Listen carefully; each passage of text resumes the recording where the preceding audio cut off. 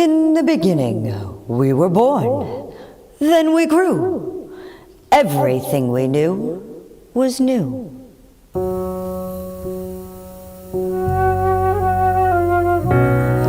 know we can show our children a better future, one that we would all understand,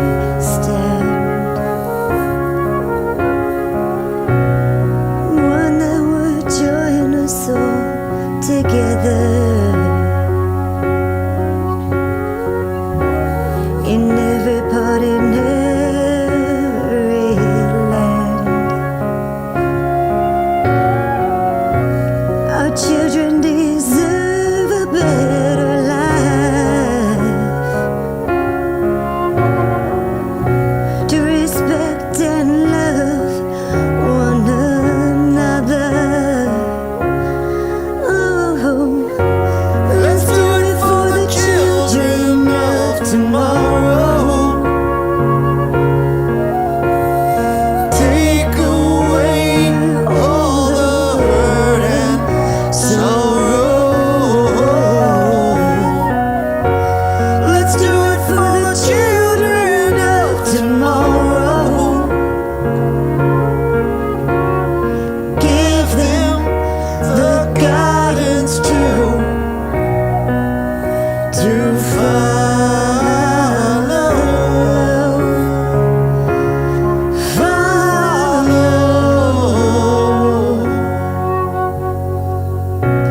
I know we can show our children a better future,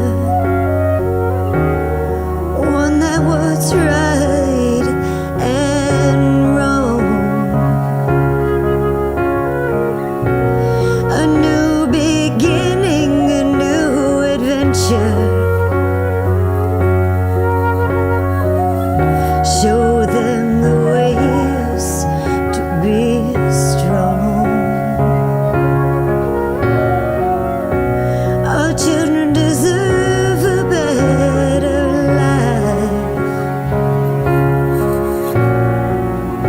to respect and love one another. Let's do it for the children of tomorrow. Take away all the hurt and the sorrow. Let's do it for the children of tomorrow, and give them the guidance to follow, to follow,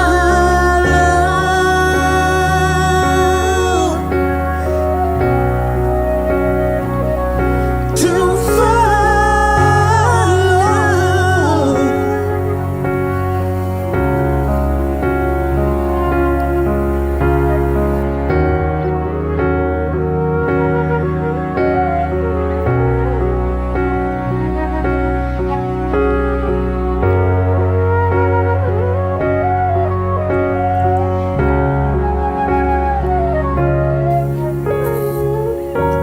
Let's do it for the children of tomorrow. Do it for the children, and give them the guidance to light their way. Give them the guidance to light their way. Let's do it for the children of tomorrow, and take away all the hurt and the sorrow. Take it all away. Let's do it for the children of tomorrow, and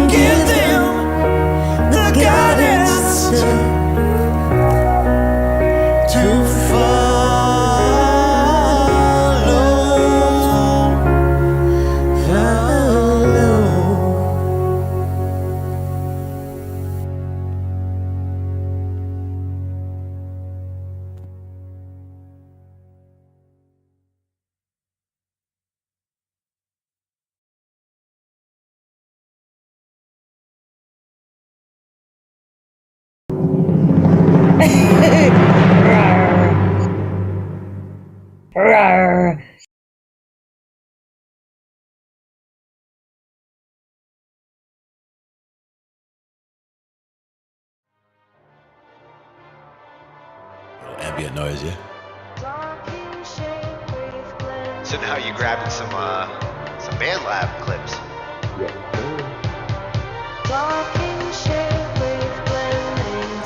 Now for me, that would also be something where I would use like volume automation and like bring that from the bottom, like bring it in and then bring it back out. And these are the kinds of sounds you can scratch.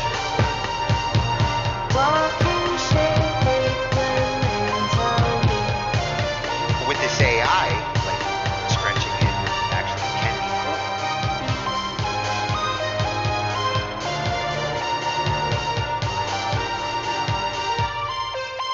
Oh, that was perfect for the interlude too. Ends it right in the right I spot. didn't even notice 40.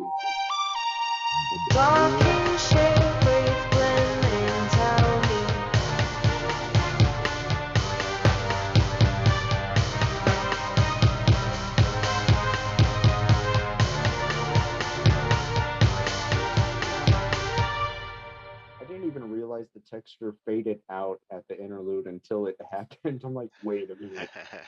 Sometimes you just, it was just meant to be that way.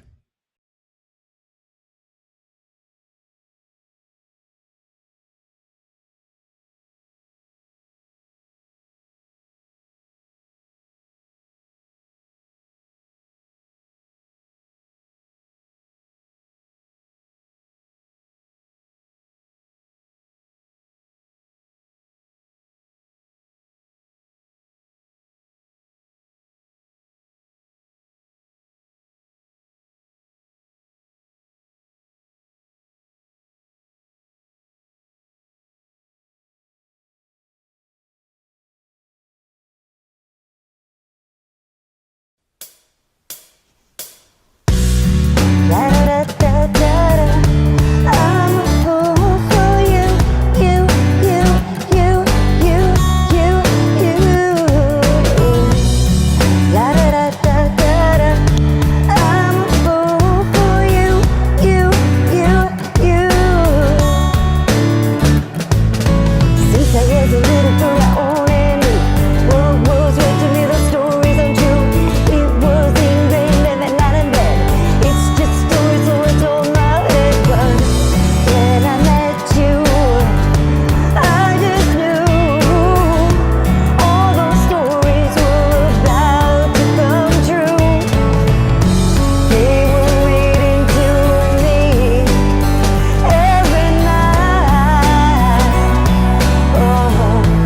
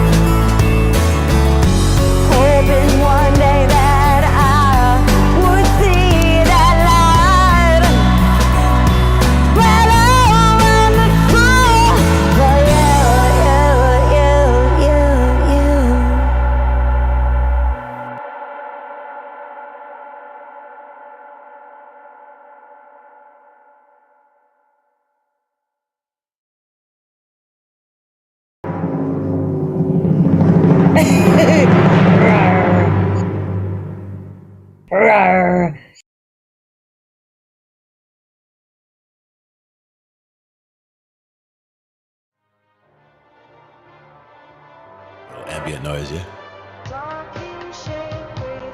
So now you're grabbing some band lab clips. Yeah.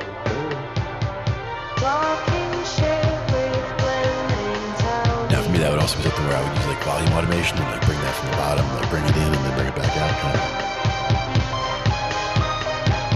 And these are the kinds of sounds you can stretch.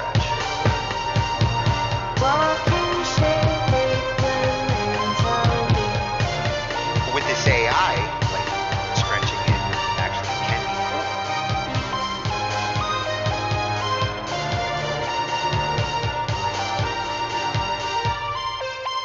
Oh, that was perfect for the interlude too. Ends it right in the right I spot. didn't even notice 40. I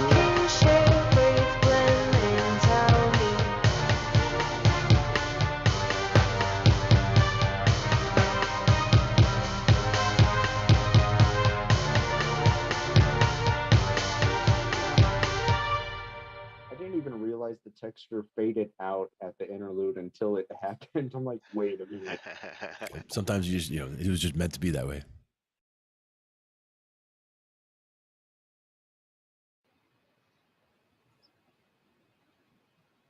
Oh, This time. I'm meant to be facing this way. I can fix that. No. Oh, no. I flipped my camera so that way I'd be looking at you. Now I'm looking at the wall. Oh, there you go. Oh, well, then we'll do that. And you're over there. So how you doing? No, and Very I'm good. backwards. So now you're a lefty. What's it feel like to be a lefty? Do you feel different? I am a lefty. So now you're not. So it does feel different. Yeah, I feel backwards. That's all right. But we're back again for another Thursday. And I think we have a bunch of stuff lined up for today. Some different things, but it's kind of on the same theme, right? Well, yeah, tonight it's about the composers. We've kind of tapped into it a little bit. We had that night where we talked about composing, arranging, and the different things that a musician can be. But I wanted to actually get more into the composing side. Big thanks to Jake over at Signals Music Studio. He kind of instigated the theme for tonight because he just got back on YouTube after a year hiatus, and he put video. That's going to be our final video tonight. That's talking about the modes and how composers use the modes, because we talk about modes all the time in the back, and Oh, yeah. perfect topic. So tonight we do. Where's our poster? There it is. Tonight it's on constructing the music. And specifically for composers. Excuse me. I think we have a few different videos lined up for tonight. Yeah, let's take a look and see what we've got here. We're going to kind of go from what is a composer, and we're going to cover the different topics that help to understand what composers do. So the first one that we have comes from the Crow Hill Company. It's these guys, and he's going to talk about being a composer. What does it mean? And I'm really liking his channel. He's more of a documentary style channel, but he does like documentaries on all sorts of things. And there's one in there, I think, also about arrangers, and he really goes into media production because that's his forte. And then from there, we've got, do you need to know an instrument to compose? Which I Hmm. thought was an interesting question because a lot of people are probably under the assumption that you have to be a performing musician in order to compose. And, he's going to cover that. Like, not all composers are necessarily instrumentalists, that Right. some composers really lay out the notes. Hmm. And I think and a lot that of it comes down to how they're seeing the music when they're trying to put it together, like how it comes together in their mind. And I know people who don't play an instrument, but they're fantastic vocalists. And that's, something that people ask them, oh, do you play an instrument? And, the voice is an instrument. So it's like, yes, yeah, they're a vocalist. But, even without that, like even if somebody wasn't a vocalist and was an instrumentalist, they could still compose. And, because they could be stone deaf and compose, as we know with, composers Beethoven. back in antiquity. Beethoven. I mean, Beethoven was lucky that he you know, had hearing and learned it Mhm. with hearing before he had to struggle without it. But, Mhm.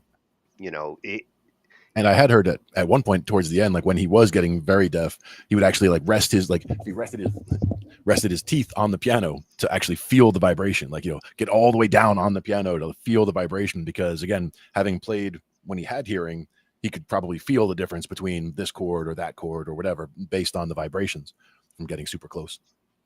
yeah. And there are some who's like some who are deaf who actually uh, feel from the vibrations of the speakers, and they kind of feel the music. Exactly, exactly, because it's all vibrations. Yep. So after we cover whether you need an instrument to be a composer, we're going to get into some advice on beginning composers. If you're just starting out, Classical Nerd, one of the Hmm. channels we have been to before, um, he's Nice. going to kind of cover like what it takes, what's some good advice for a starting composer. Hmm. Very cool. And it's good for a musician to think about like whether they identify as a composer. I mean, maybe you all Sure. think that you're composers, but it's good to really understand what the purpose of a composer is and acknowledge the composer in you. Mhm. And back when I was first getting started in music, or even before I considered myself really a musician, I'd had some piano lessons, but wasn't really doing anything as a musician. Started to get together with some guys to put together a band. Like nobody knew anything. Like I didn't know how to play guitar, so I decided to play guitar. And he didn't know how to play bass, so he decided to play bass. And he didn't know how to play piano, so he was going to play piano. And we just sat down and started doing whatever.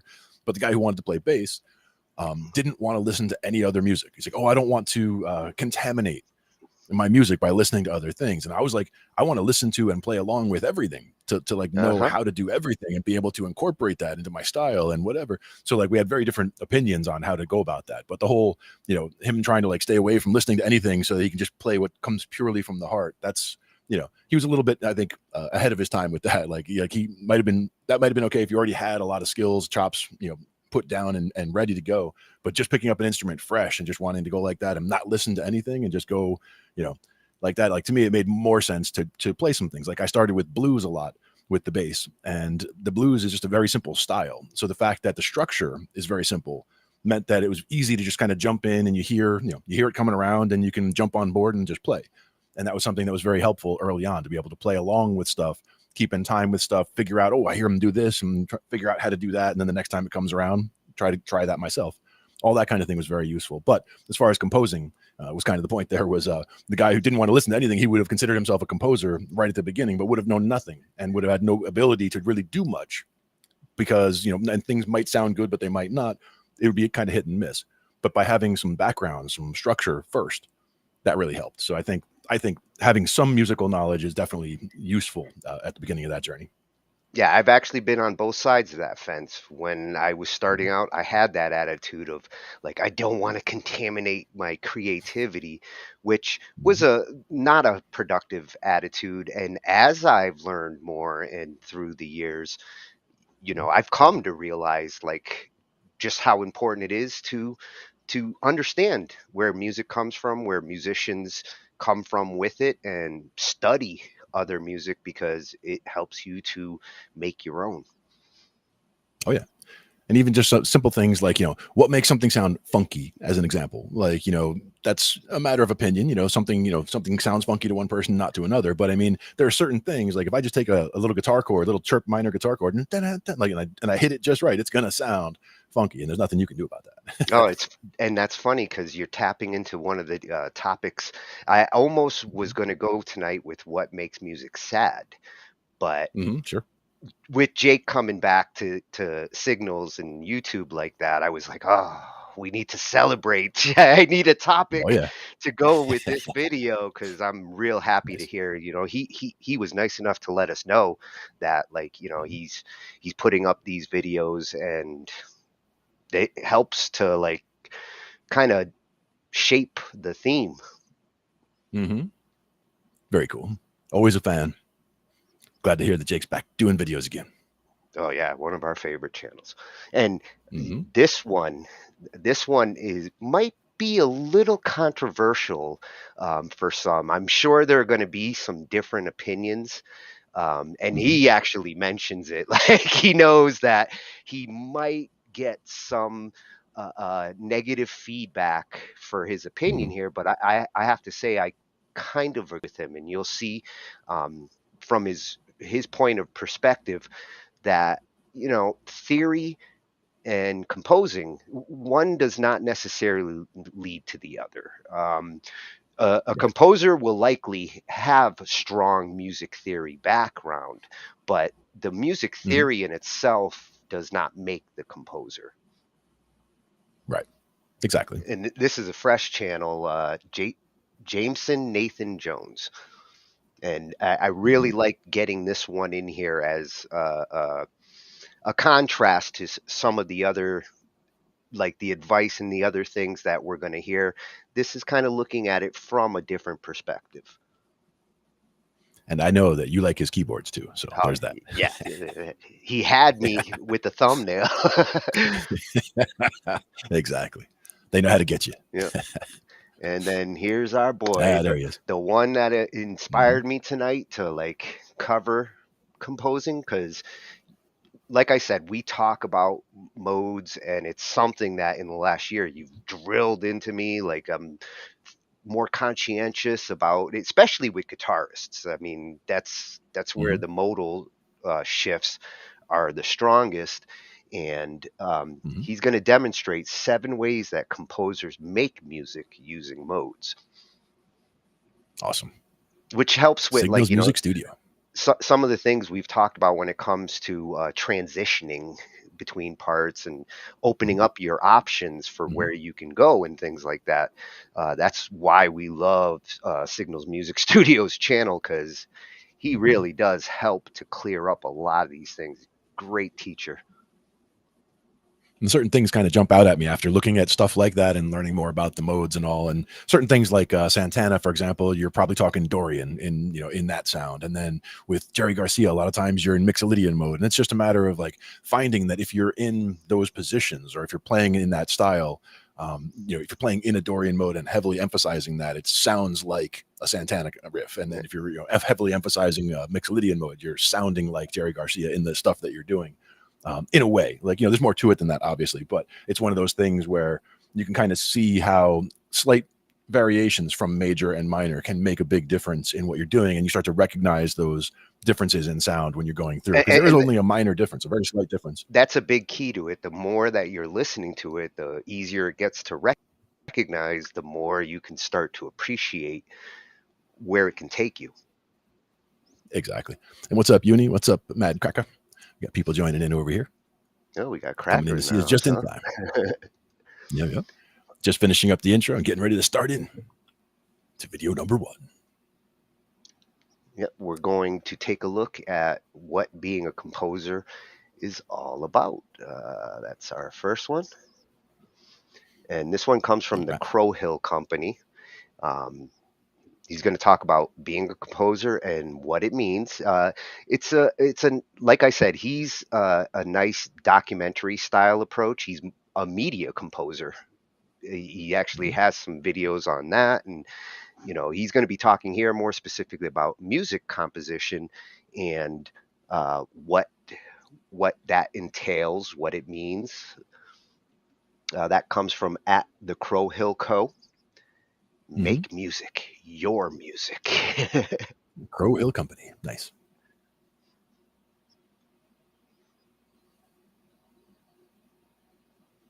Now we've got this over on the side here. There we go.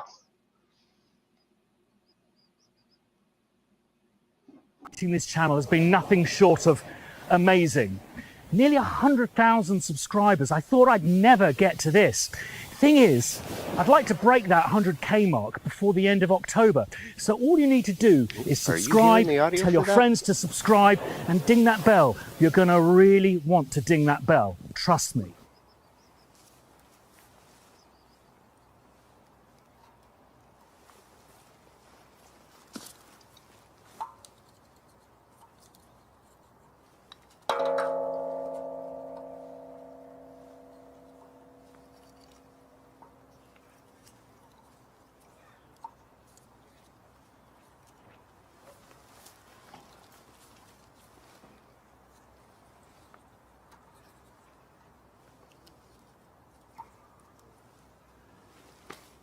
Happy Composers Day. Lauren asked one of the most fiendish questions I've ever been asked, which is to describe what it means to be a composer. To be a composer, what actually is it? Every year I go to the Ivor Novellos, and the reason I love it there so much is because it's a bunch of people who just know what each other does. And what each other does is so difficult to describe, but so easy to share.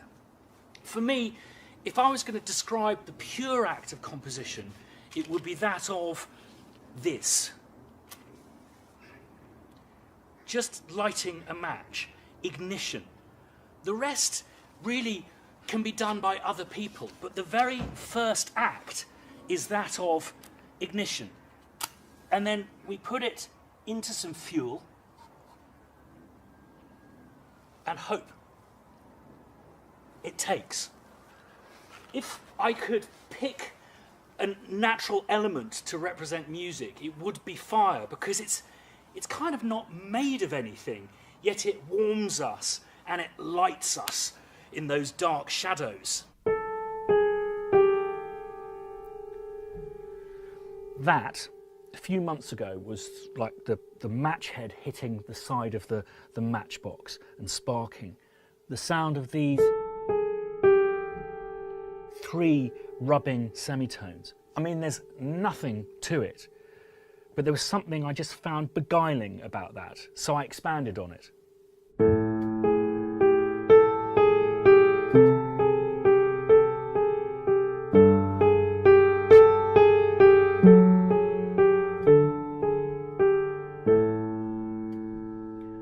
Would it take when put into the fire? Well, it did. The director liked how boldly simplistic, stupidly simple it was, and also enjoyed the prospect, which I kind of pitched to him, of what if we did a John Carpenter score but without synths, instead an orchestra, and he liked that idea too.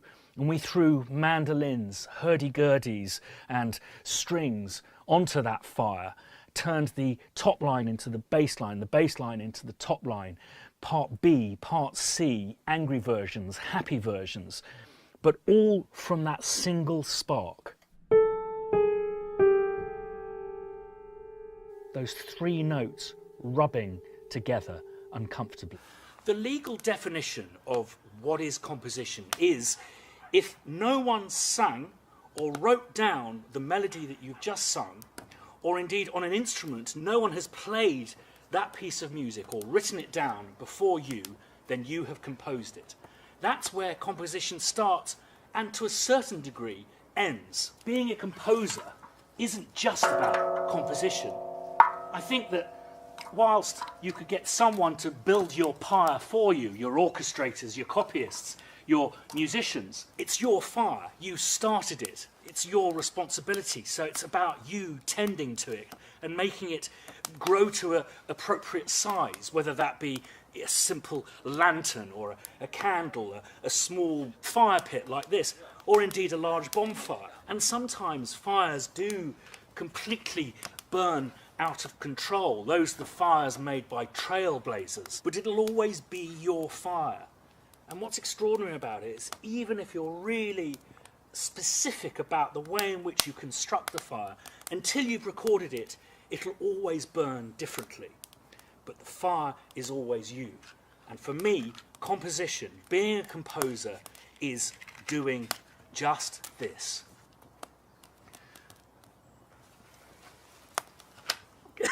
This process with Spitfire Audio is getting to know you and just sharing that understanding without really stating it. It is a complicated thing to discuss. This spark, it's not like a miracle. It's just a match. It tends to often be the act of finding that spark tends to be fairly inconsequential, but immediate. We do toil over these things. We do worry about them, but they're not. When they happen, it is fairly inconsequential. It's not like some kind of shining beam of light as you're touched by some celestial power. It just happens like a match. But for me, the meaning of being a composer and the greatest joy is that it earns me the honour of working with live musicians, taking what I created as a spark, codifying on a piece of paper, and then becoming the furnace. And until we decide upon which take, which comp to use, every time it's performed, that furnace is ever so slightly different. It's a staggering honour to be someone who can work frequently with musicians. And that, for me, is when I understand the true meaning of being a composer. Is it the same for you? And how would you define being a composer? We've got a Twitter thread going on at the moment which is trending on composers, created by Composer Magazine, and we'd really like to hear your definition of what it is being a composer, what it is to you. Thanks for bearing with me for my first fireside chat. I don't know if I'll do another one, certainly not with the wind pointing in this direction. Subscribe, please, as I requested earlier, and ding that bell. It really will be worth your while. And one of those to everyone at Composer Magazine. See you again next time. I think that was okay. I think we'll cut together, get rid of some of the waffle. Okay, fire.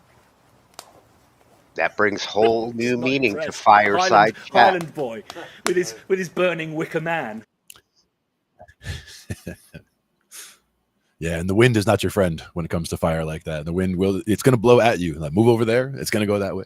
Move over there, it's going to go that way. We had one I gig like a few his months ago. comparison. I like his comparison that, you know, Yeah, a composer is that spark. Yeah, I like the analogy as well. And the tending of the fire also, like your responsibility to, you know, nurture that, to tend that, and to get it to where it needs to be, whether that's you doing the instrumentation or whether it's you, you know, working with other musicians and getting that together. It all comes together. But it's your responsibility if you ignited it. Ironically, as I was listening to it, I was throwing another log on the fire.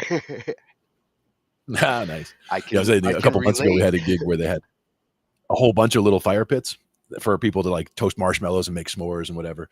And I don't know, probably a dozen fire pits, and they were all right in front of the stage. And the stage is up in a little box up in the thing, but like the wind was blowing right at the stage. So the guys are on stage playing, and there's just smoke pits going at them. I mean, everything that I had stunk. Like the jackets, everything was just done for days. Massive smoke. But I do like the analogy a lot about that. I smell like a fire all through winter. Yeah. Well, you're throwing logs on the fire all winter also, so I mean, there's a good reason for it. But very cool. I feel like a composer now. Absolutely. And you know, he did mention, like, you know, as a composer, you might have like your orchestrator, your, you know, notators, and the other functions that come into like putting a composition together afterwards. You know, that's something we've tapped into in other discussions, and the importance of that composer as that, initial spark there is what you want to be as a composer. Yeah, You definitely. might be starting with that riff, you might be starting with that little bit of melody that like turns into the song, the composition. Sometimes it's the hook. You get lucky if you start with the hook. Like you got a hook and it feels really good, and then you kind of build a song out around that. Very Now, cool. is that is it. Mm-hmm. That is Crow at Hill the Company. Crow Hill Co. on YouTube. Mm-hmm. And they've got a website, thecrowhillcompany.com. Mm-hmm. Very cool. Good insights there about So, orchestration, composition. yeah, and if you do like documentary style music discussions, like I said, he goes into a lot of different topics here. Some about music and some others. He is a uh, media composer. Mm-hmm. Oh, he's got Nice. one on giving up. That might make for a good discussion one night. Those musicians that sometimes are ready to just drop it all. Yeah. We might talk about that one night. So I might Yeah. be back. For me, on a quick one is just my advice to that is usually just to step away for a little bit and see how it feels. Yeah. See if the Before extra you time that you throw gain it back all in is the garbage. beneficial in other ways. Yeah, exactly. And reevaluating what music means to you personally as well. Yeah, that's good to do. Doesn't all have to be about likes and clicks. Yeah, that's good to do on a regular basis. Mm-hmm. Oh yeah. So now that we've established what a composer is, and if you're wondering, if you are a composer or whether you need to play an instrument to be a composer, this is another one where you might find different opinions on there. I'm sure there's some out there who will insist you have to play an instrument to be able to understand composition. Um, Mm-hmm. but listen to what Carlos is going to say here, and hopefully you'll realize that playing an instrument is just part of something that can help you with composition, but it's not Mm-hmm. necessarily a necessity. Yeah. To me, like the importance to me of knowing any instrument, just and being able to make music on anything, right? Like even if it's just walking up to a piano and being able to pluck a couple of, hit a couple notes on the piano and make something happen. The idea would be to be able to work through ideas. You don't have to be a great piano player to compose using a piano, or a great guitar player to compose using a guitar. It just helps to be able to, if you can even just do basic chords or basic intervals, even can help you get your ear around what you're looking for. And oh, here's a third. Yeah, do that. Okay. And then this, and, working through from there. I think it's helpful to be able to work out ideas knowing an instrument, but it's not necessary, as you're saying. Like you Yeah. can do everything in your head. Much more difficult, I would say. It can definitely help to like flesh them out, but like as I've gotten more into string arrangements, horn arrangements, I mean, I can't play those horns, but I can Mm-hmm. Right. I can compose for them now. Like as I've Yeah. started to learn, how the parts work, and where the sound with each other. So like this kind of Mm-hmm. will tap into some of that, where you don't necessarily have to know the instrument that you're composing for. You do need to appreciate the instrument, the sound that it brings to your composition, but it's not a necessity for you to be able to play it. Right. As one example, like a saxophone, for example, there's a lot of breathiness in a lot of the saxophone technique, and that doesn't necessarily come through when you're playing it on a keyboard. But keyboard does have the huge advantage of being like the primary instrument designed to be able to masquerade as any other instrument. So you can play guitar or harmonica or kazoo or whatever using a keyboard very easily without having to learn how to do anything new. Yeah. Whereas, and I know that you can get a guitar to do the same thing, but I'm just saying out of the box, like you can get a really cheap keyboard at the store and have a bunch of sounds built in to be able to make sounds that sound like, without having to relearn those instruments. So, and if someone was going to start and say, oh, I want to learn an instrument, I would recommend keyboard just from the flexibility standpoint of that. If they were going to do Yeah, it for, and going for to composing. like what we were talking about last week with MIDI and how MIDI plays into, especially with keyboards. I do focus a lot on breath. I use saxes for the melodies in a lot of my, remakes, and I purposely will like add breath or emphasis in certain places to make it sound more like a singer. Same with guitar, a little bit of fret noise or a steel slide, gives it a more natural, Yep. sounds more like the instrument that you're trying to duplicate. Absolutely. Makes it sound more natural, like you said. Yep. So this is a fresh channel for us, Carlos Lalonde, and he's a music composition undergrad.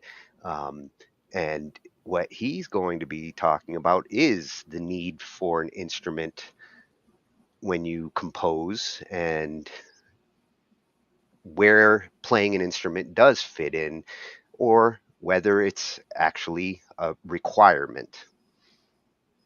Very cool. Let's get that loaded up here.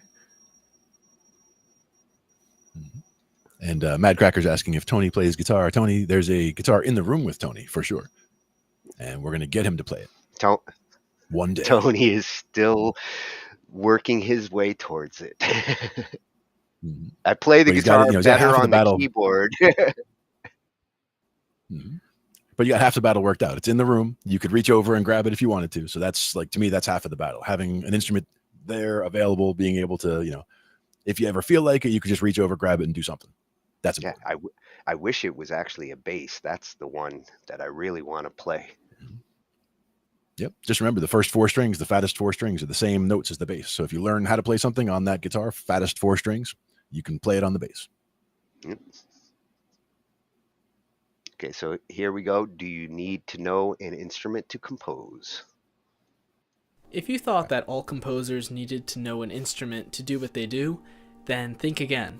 If you want to compose music in the 21st century, then you do not need to know an instrument, but it can come in handy. Hey, welcome back to the channel. If you're new here, I'm Carlos. I'm a composer and music student based in Chicago, and on this channel we explore how to lead more productive lives as composers and musicians. Now, if you're watching this video, chances are you're probably interested in learning how to compose and start composing, and you probably have some insecurities about doing it. Now, whether you've ever composed before, you've never had musical training, or don't even know an instrument, I'm here to show you today that you can start composing with or without knowing an instrument. It doesn't matter what stage you're at either. If you're in high school, or even if you're in your middle ages right now, you can start composing today, and I'm going to show you all about it. Now, traditionally, if I just said composer, you probably would have imagined like Bach, Beethoven, or Mozart writing with a pen and quill at the piano, writing some masterpiece symphony. But today, the game has changed in terms of how composers work. Computers have been added to the scene. The industry has completely changed and shifted. We're now at a stage where you don't even need to know an instrument to make a good living as a composer or producer. Now, I've been involved in music for most of my life. I know several instruments, and I've personally found some value in knowing an instrument, specifically piano. You've definitely heard people say that if you're a composer, you should definitely learn the piano, or if you pursue music in college, they'll eventually teach you how to do so. Now, whether you want to compose concert music for acoustic instruments like me, or you just want to work on a computer and create soundtracks or other sample library-based things, then there are countless stories of successful composers and producers who have never learned an instrument.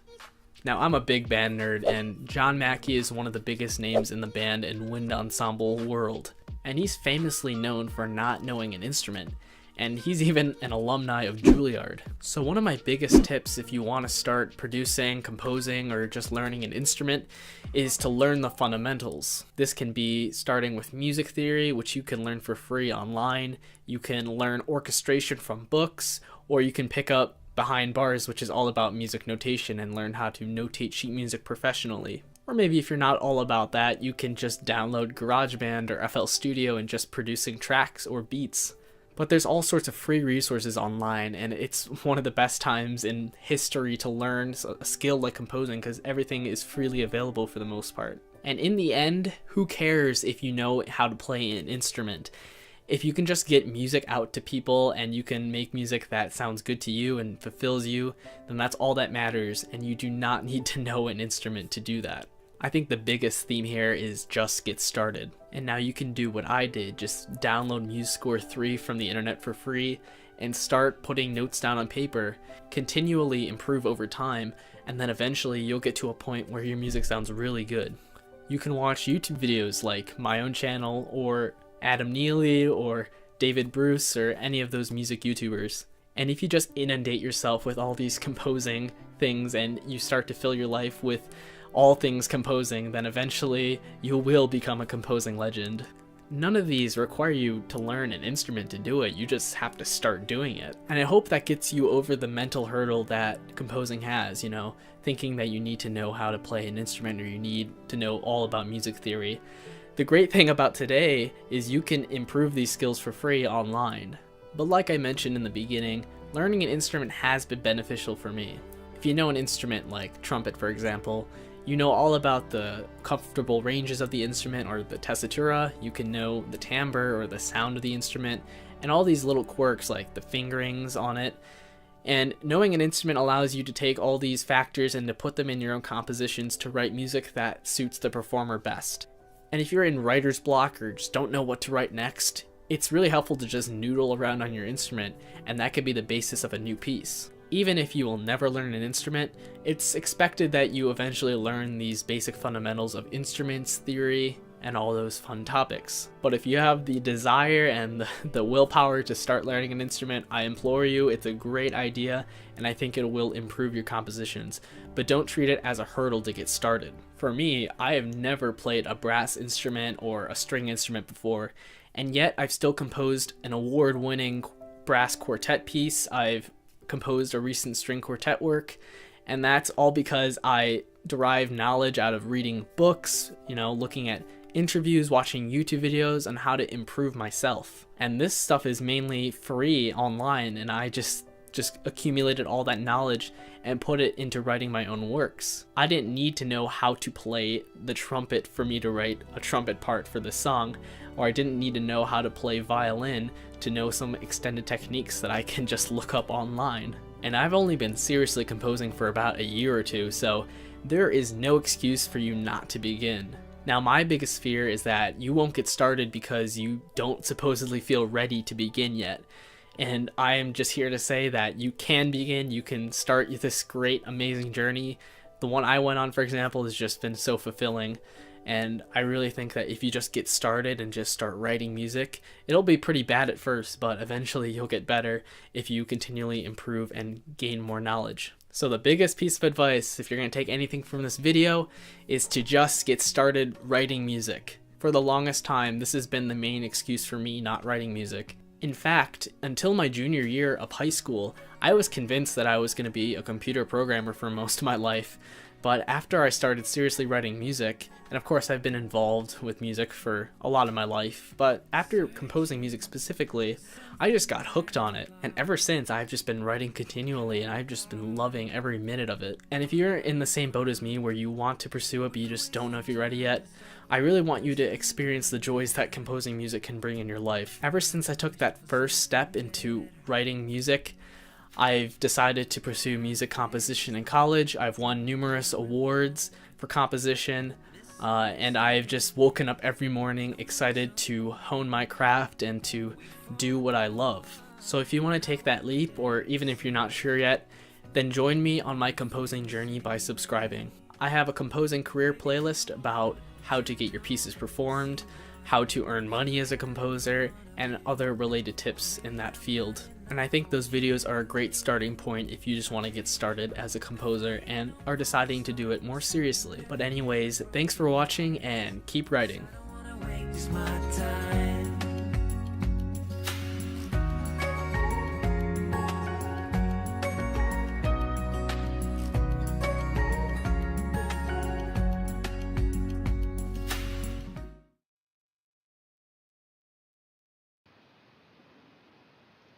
burp there a little bit at the end, but very inspiring, Mhm. Carlos. Yeah, very cool. Yeah, I'm glad I I liked it. found this channel. He's Mhm. covering the world of And composition. I definitely, mean, he's sharing his experience as, a young budding composer, a student of it. mhm. Yeah, absolutely great. And again, and the noodling aspect is what I wanted to get to, is the fact that that is so important. Like I was saying before, being able to just noodle something out. You don't know exactly what the part should be. You can just start playing around on the guitar while you're watching TV or on the keyboard or whatever. While you're doing something else, and all of a sudden it's like, "Ooh, that sound right there!" Like that one. Oh, that's what I needed in there. So you can just jump right to that. So having something available to be able to just noodle around on, to me, is the importance of having something around, whether you're proficient on it or not. Just don't be afraid to pick it up and try stuff. Well, That's and the he main thing. and he did kind of accent your point there about, like, as a composer, i if you do understand certain instruments like the winds and things like that, then it makes it easier for you to notate those nuances for the one who's going to be, reading that sheet music. So there is some benefits Mhm. to understanding the instrument, even if you don't necessarily One play for it. winds in particular.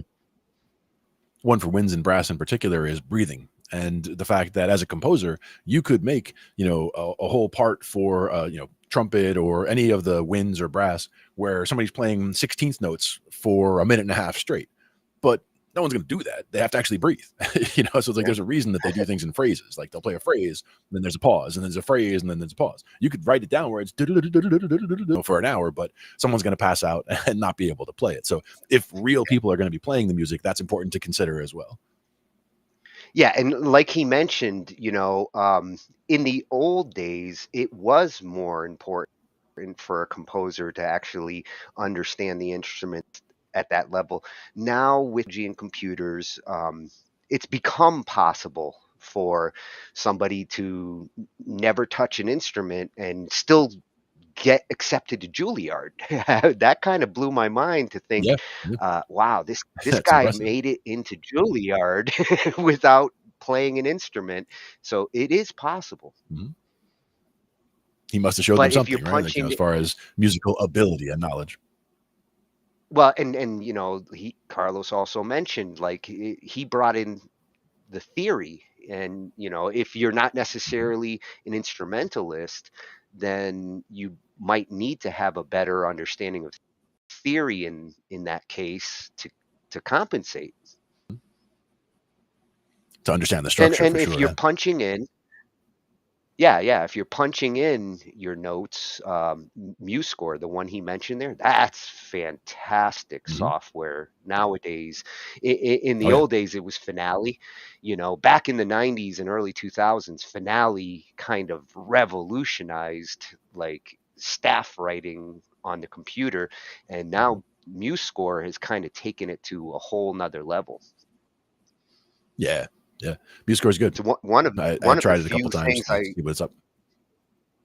Yeah, it's one of the few things I actually subscribe to, and I don't mind it. It's worth it. Yeah, exactly. I was trying to think of, it'll come to me in a bit, the other site that we'd looked at, which was more on the music theory side, but it had, like, it would tell you if you have a progression and it's G and then A minor and then C, like what would be the next chord? And it gives you, it shows you a breakdown of, oh, here's some songs that did that, and 12% of them did this and 10% did that, and like breaks it all down with that. I'll have to think about that again. I know I've heard it before. The name is eluding, but we'll figure it out before the end. Yeah, one of those data sites we were looking Another at good for last putting stuff year, together. like, Data is Beautiful, I think was the name of it, but it actually got into, like, the percentages of songs that do things one way and others in different genres. So it doesn't Mhm. hurt when you're, like, dabbling into some of that to know, like, what tends to work in that music genre. And that is the one, Rolo. Hook. Thank you. Hooky is the one I Oh, was Hook talking about. Theory. Yeah.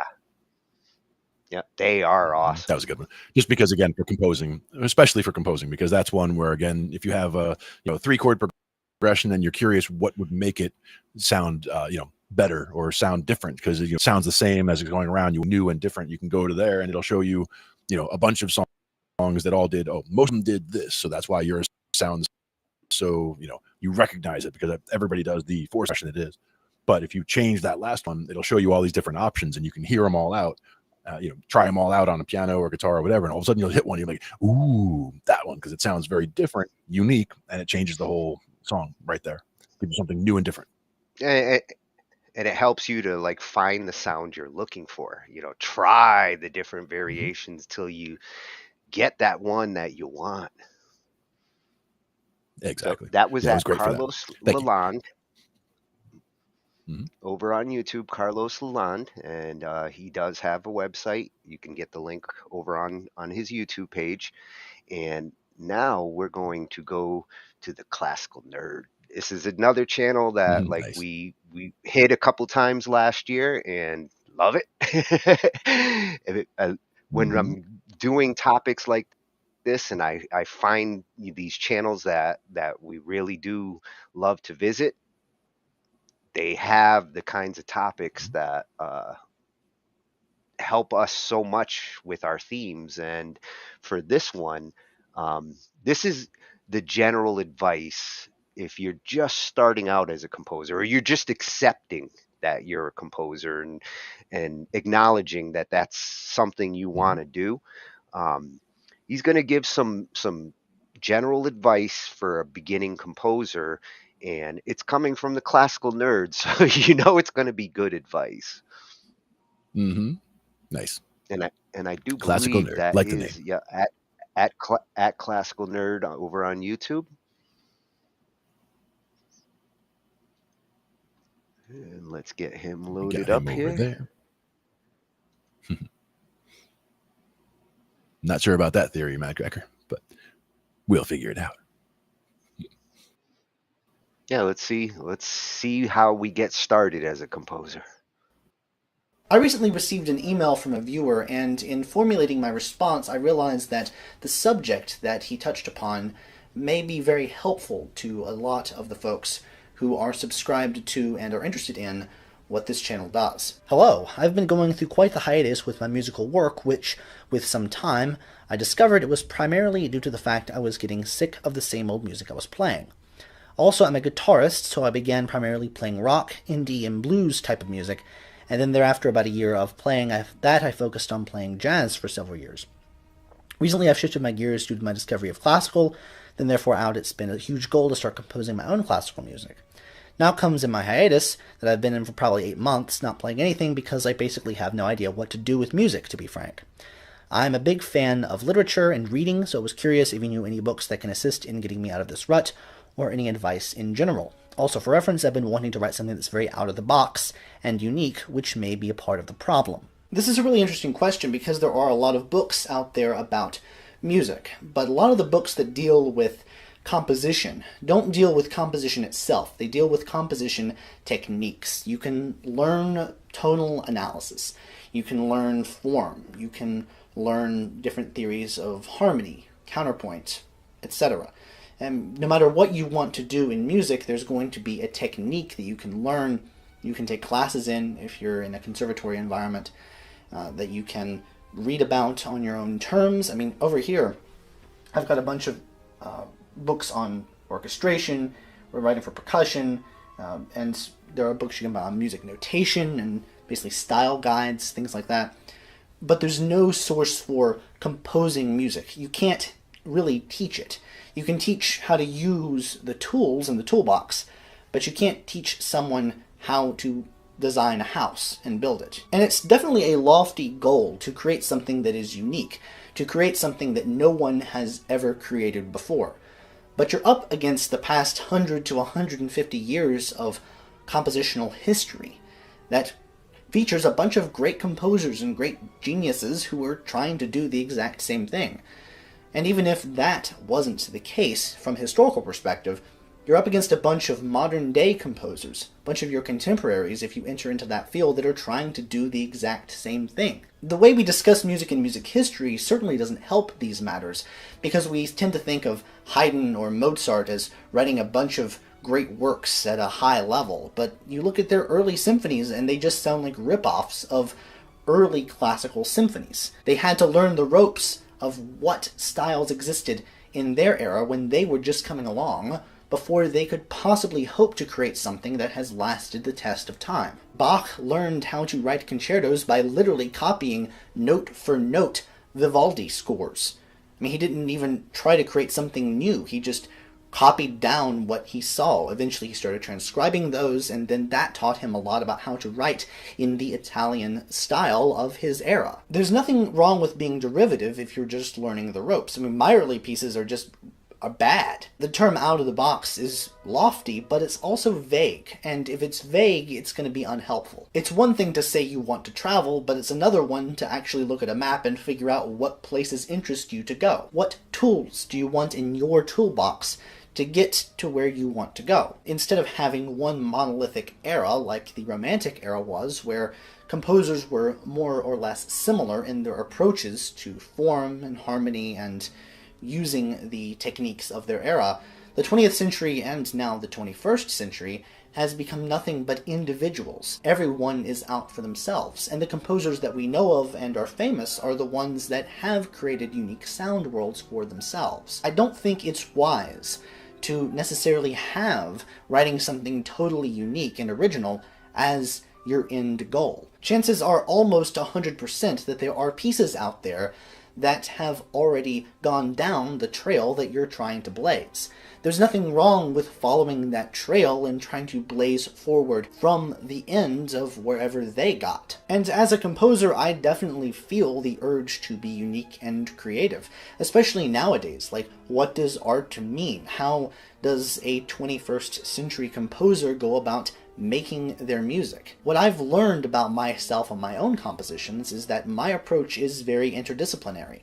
I might take 3 or 4 things from different fields and different pathways from the past 100 years or so and try to synthesize them into something that's new. Find different things from totally different realms that you enjoy doing and try to smash them together. See what results from the intersection of, say, neo-romanticism and serialism.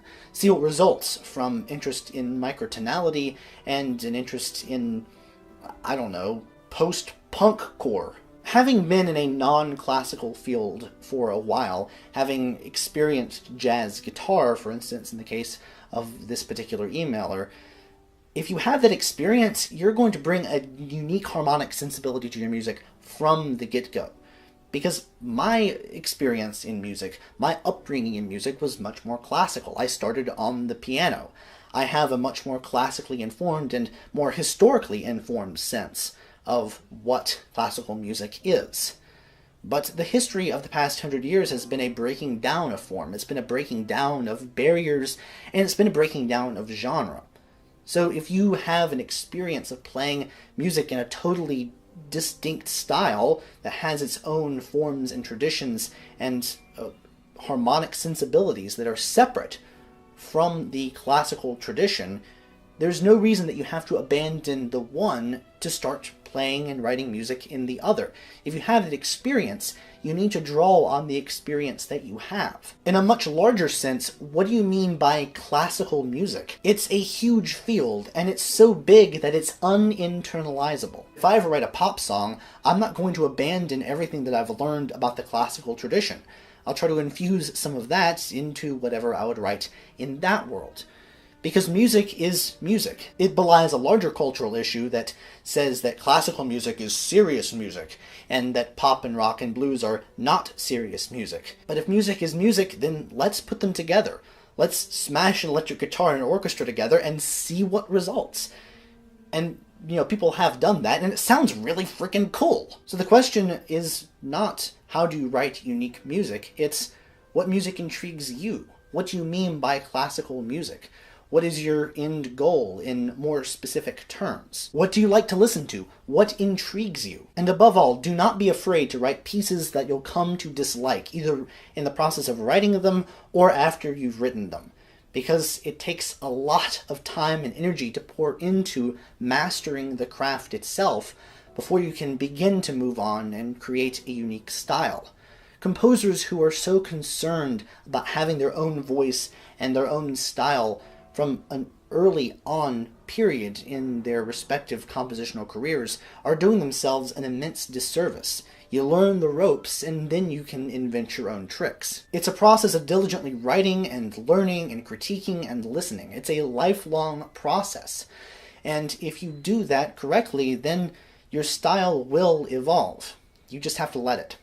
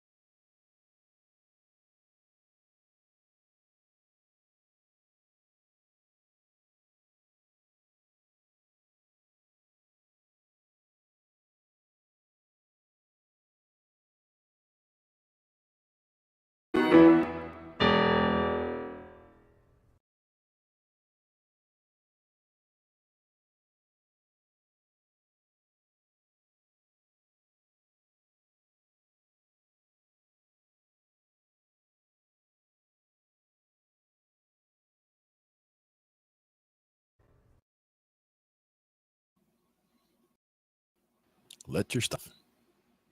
Definitely an important point. Oh, great advice. Great advice across the board. I was going to have some good stuff in there. Absolutely. It it Very. lends to the discussion on cover songs and Yeah.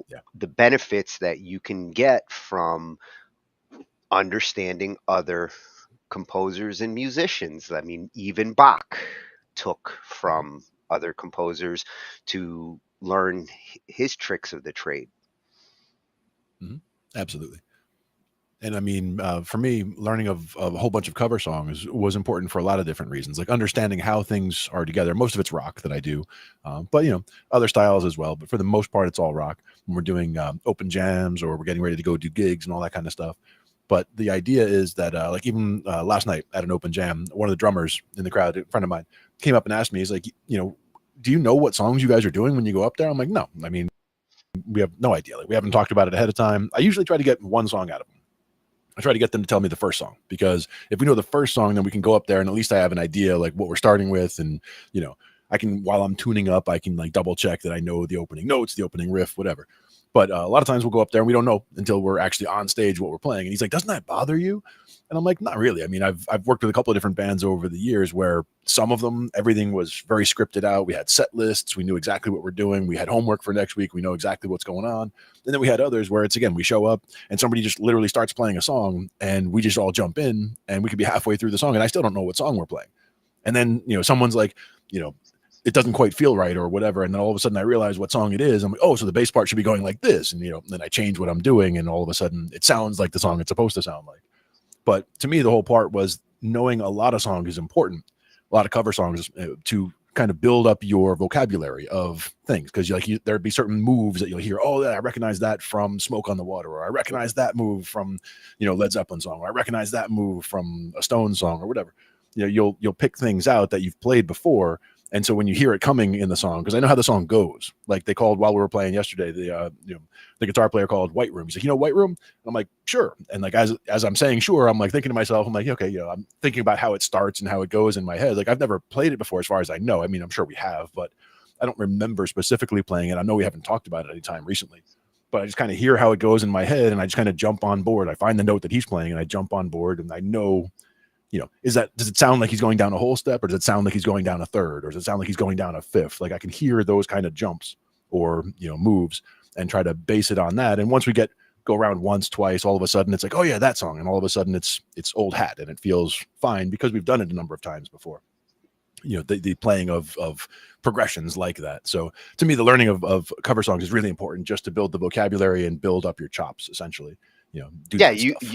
You get enough of them under your belt, you pretty much will cover the gamut, especially in like certain genres like rock. I mean, a couple hundred rock songs, you pretty much know every possible riff and combination that you might need to do. And there's only so many places they can jump. Like if they're going from the 1 to the 5 to the 4, it's like, where are they going to go? I mean, there's only 7 places to go. So it's like, it's not that hard to guess, or, sounds like they went down, but it's not the one that we just came from. So it's this one. There we go. Yeah. And, you figure out, and then the major and minor. Once in a while, you'll come up with something a little different. When you look at the 20th century composers, especially the ones that got big in film scores and things like that, they derived from a lot of those classical composers. And with 20th century, some of those composers eventually started to make their own sound. Stravinsky definitely helped to influence a lot of the modern composers to do things out of the box and sometimes make things that clashed or weren't done in traditional classical music. But that's part of the evolution of music, is every generation of composers feeds off of the ones from before, but still yet finds a way to come up with something fresh and new. Yeah. And I really like the way that he presented it with the path, like, following them down that path, seeing what they did and then extending from there, like getting down to as far down that path as they went and exploring what options there are from there, because you can continue. Doesn't mean that you have to, if everybody does a 1-6-2-5 progression or whatever, you can still do that, but then see where it leads you. Maybe nobody jumps to a bridge that then goes to, whatever, like, you pick a chord and you go there. So it's just a matter of doing something different, but understanding what's been done before helps you with that whole process, I think. And that's why I'm glad he mentioned like other genres, and not to get into this assumption that like, composers are all classical in mentality. Clearly he started with classical, but getting familiar with other styles of music is how you break out of a box. Because if you only wrote classical compositions, you'd actually be limiting yourself in a lot of cases.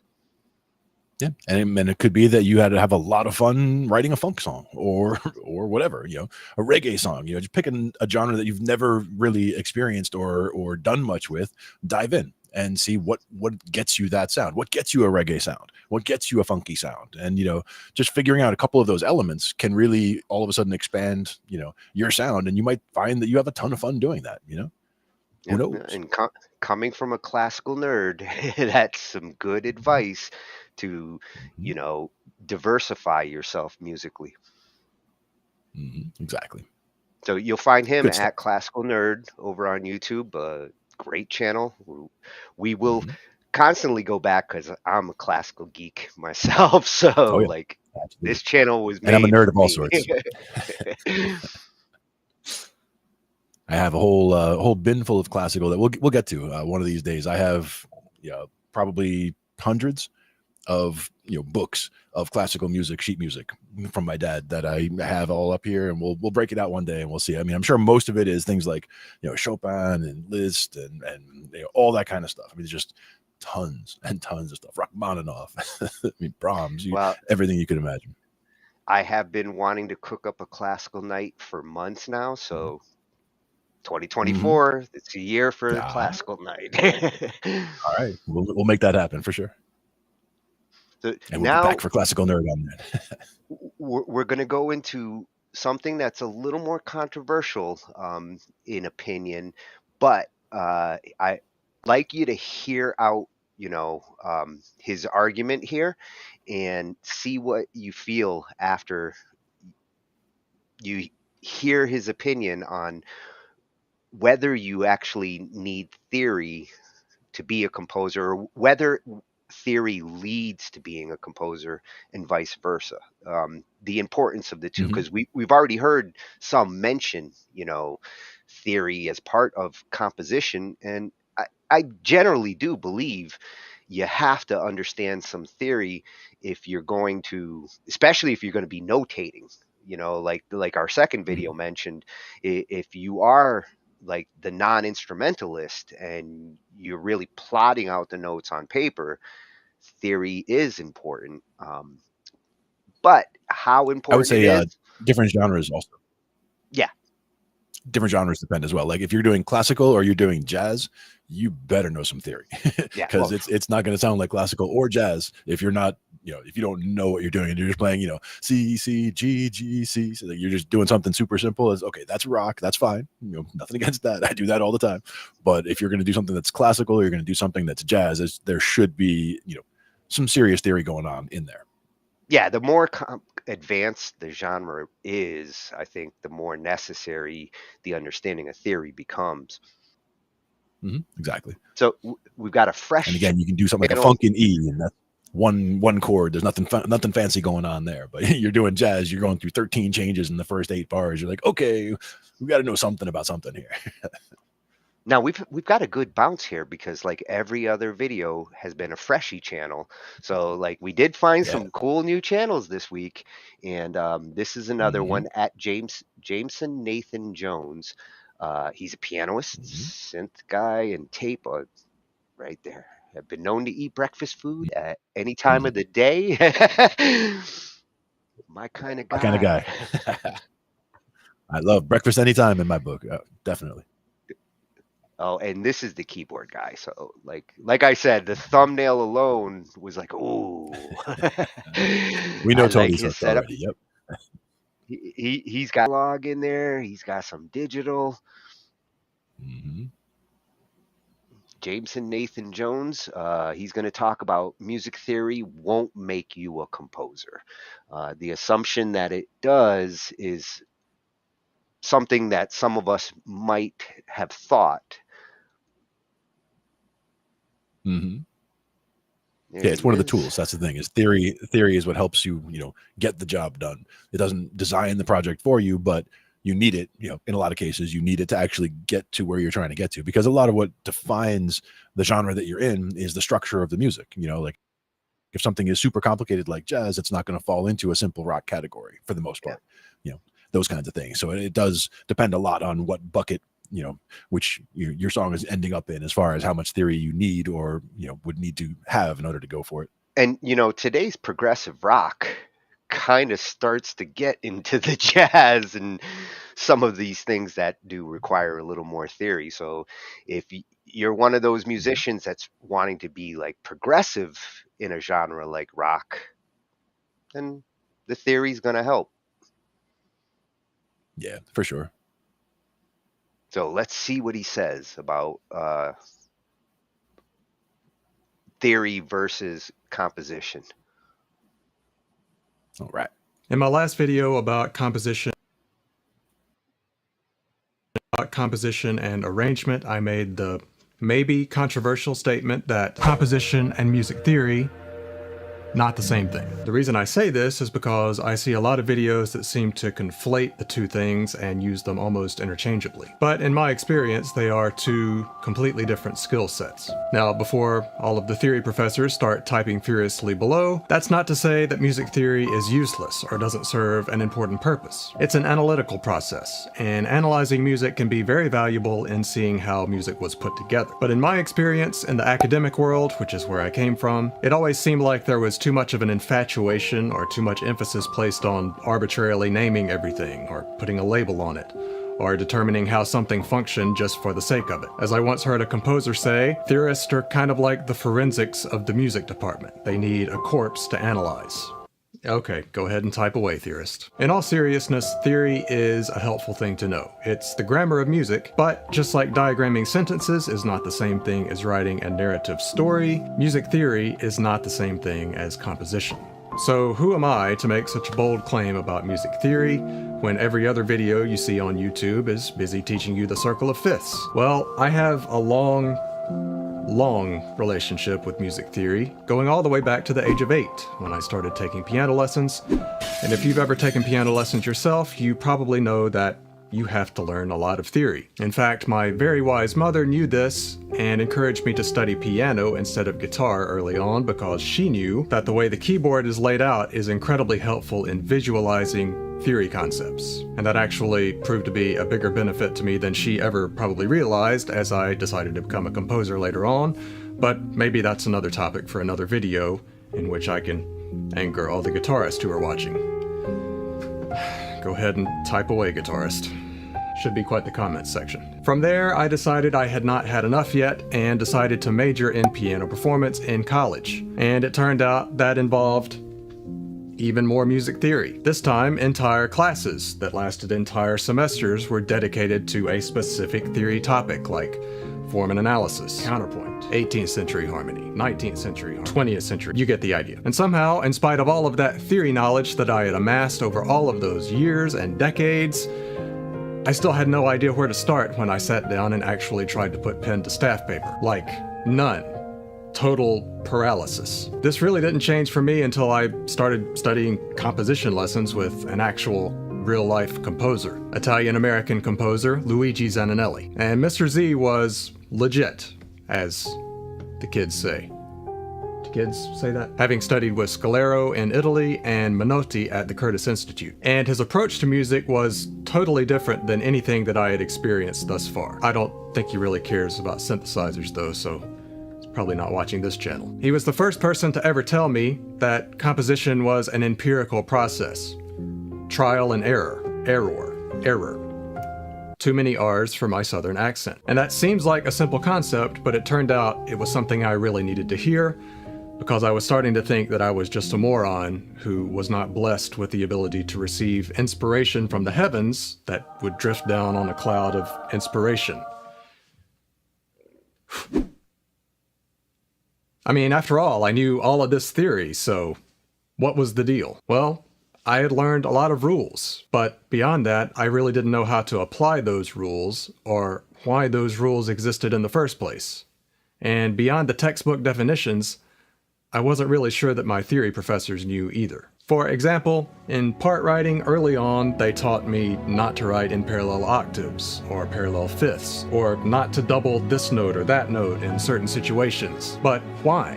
And more importantly, why did I not ever ask why? But it did start to make sense to me as I began to write and study writing myself. If you only have 4 parts to work with, and 2 of them are the same momentarily, you've weakened the harmony to only 3 voices at that particular moment, and probably drawn the listener's ear there in a place that you probably don't want to. And that is more practical than just learning a bunch of rules arbitrarily that you really have no idea how to apply or why. And it also kind of explains why composers were using these common practices to begin with. It wasn't just because they received their How to Be a Composer handbook. There are simply ways of doing things that are more effective and less effective.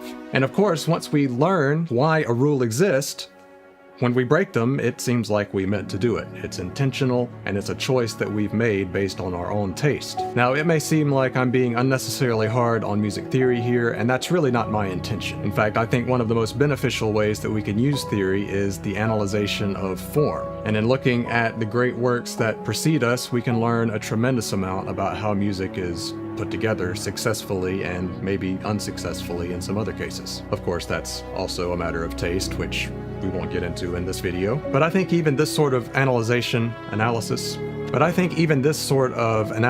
can be done in a more practical way than just going through and naming every chord and every passing tone. One of my first compositional assignments from Mr. Z was to take a Bach 2-part invention and change all the notes, but keep the rhythms and the form and the structure the same. This was incredibly confusing. I didn't really know why I was doing this. It seemed like a waste of time. Why was I copying Bach's work when I wanted to be making original things that were my own and expressed my own artistic voice? But then, at some point, as I was actually doing it, the light bulb went off for me in what Mr. Z was actually trying to get me to do. He was simply eliminating variables, so I had less to worry about. And he was at the same time teaching me how one of the great masters of all time put a simple piece together by forcing me to adhere to all of the rhythms and the structure that Bach had already put in place. So I could practice coming up with my own lines and melodic ideas and phrases while not having to worry about any of the other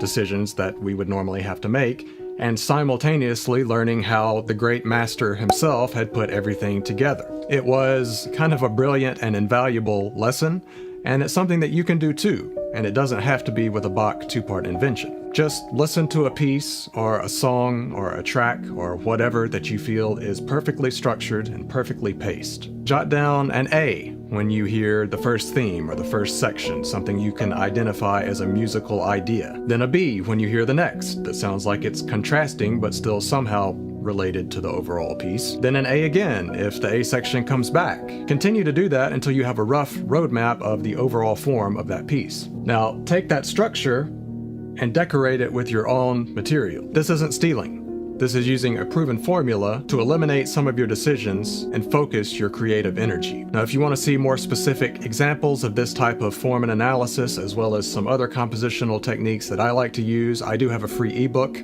that looks something like this that you can download absolutely free. It'll be the first link in the description below. At the end of the day, I wouldn't trade all of the theory knowledge that I have, but to be honest, I can't tell you the last time that I micro-analyzed a piece by naming every chord or inversion or passing tone. In fact, I actually think having all of this book knowledge with no idea how to apply it to anything actually clogged things up for me quite a bit, and I often found myself envious of artists who had less theory background because they seemed less inhibited by all of this book learning that I had spent all of these years acquiring. I guess I was so afraid of doing things the wrong way that I just never did anything. But I guess at some point you have to leave behind the fascination with diagramming sentences and start trying to put your own ideas together to make a compelling story. If you enjoyed this video, you can give it a thumbs up.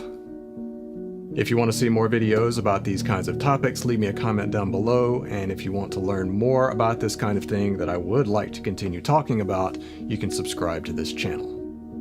Bye.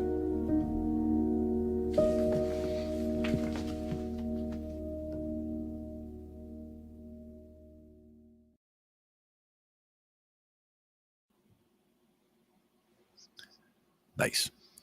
Oh, Cracker, you can give him 2 thumbs. Two of them. And they both got thumbnails? Maybe. No, good stuff. And again, we had talked about that a little bit about, how the differences are there, and the theory doesn't make you a composer, but at the same time, theory can help, but theory isn't the full answer. And I know exactly what he's saying about sometimes being envious of people with less knowledge, in terms of, I know people who, they tell you straight out they don't know any music theory, but they'll sit there and play guitar and mandolin and ukulele and harmonica and sing, and you're like, you're telling me you don't know what you just did? It's like, you just played this song, that song, this song, that song, and you're telling me you don't know any theory. It's like, maybe you don't know to put the name on the theory, but you know what you're doing when you hear it coming. So that's the important thing to me. Well, when it comes to a performing musician like that. The way he described it as uninhibited, like for that kind of musician, there is a beautiful freedom when you're not so caught up in the technical aspects of the songwriting. I completely relate with him on feeling clogged from music theory. When I was young, I spent like a decade, through high school and afterwards, really diving into music theory. And then I started to try to really songwrite, and none of that theory was applying for me. It wasn't sticking. And I spent the next decade kind of deprogramming myself just to be able to feel out what I was trying to play. So you Now don't with want to theory, let same thing you're you saying don't like with you don't want it to get in your way. Is I think right. his main point there.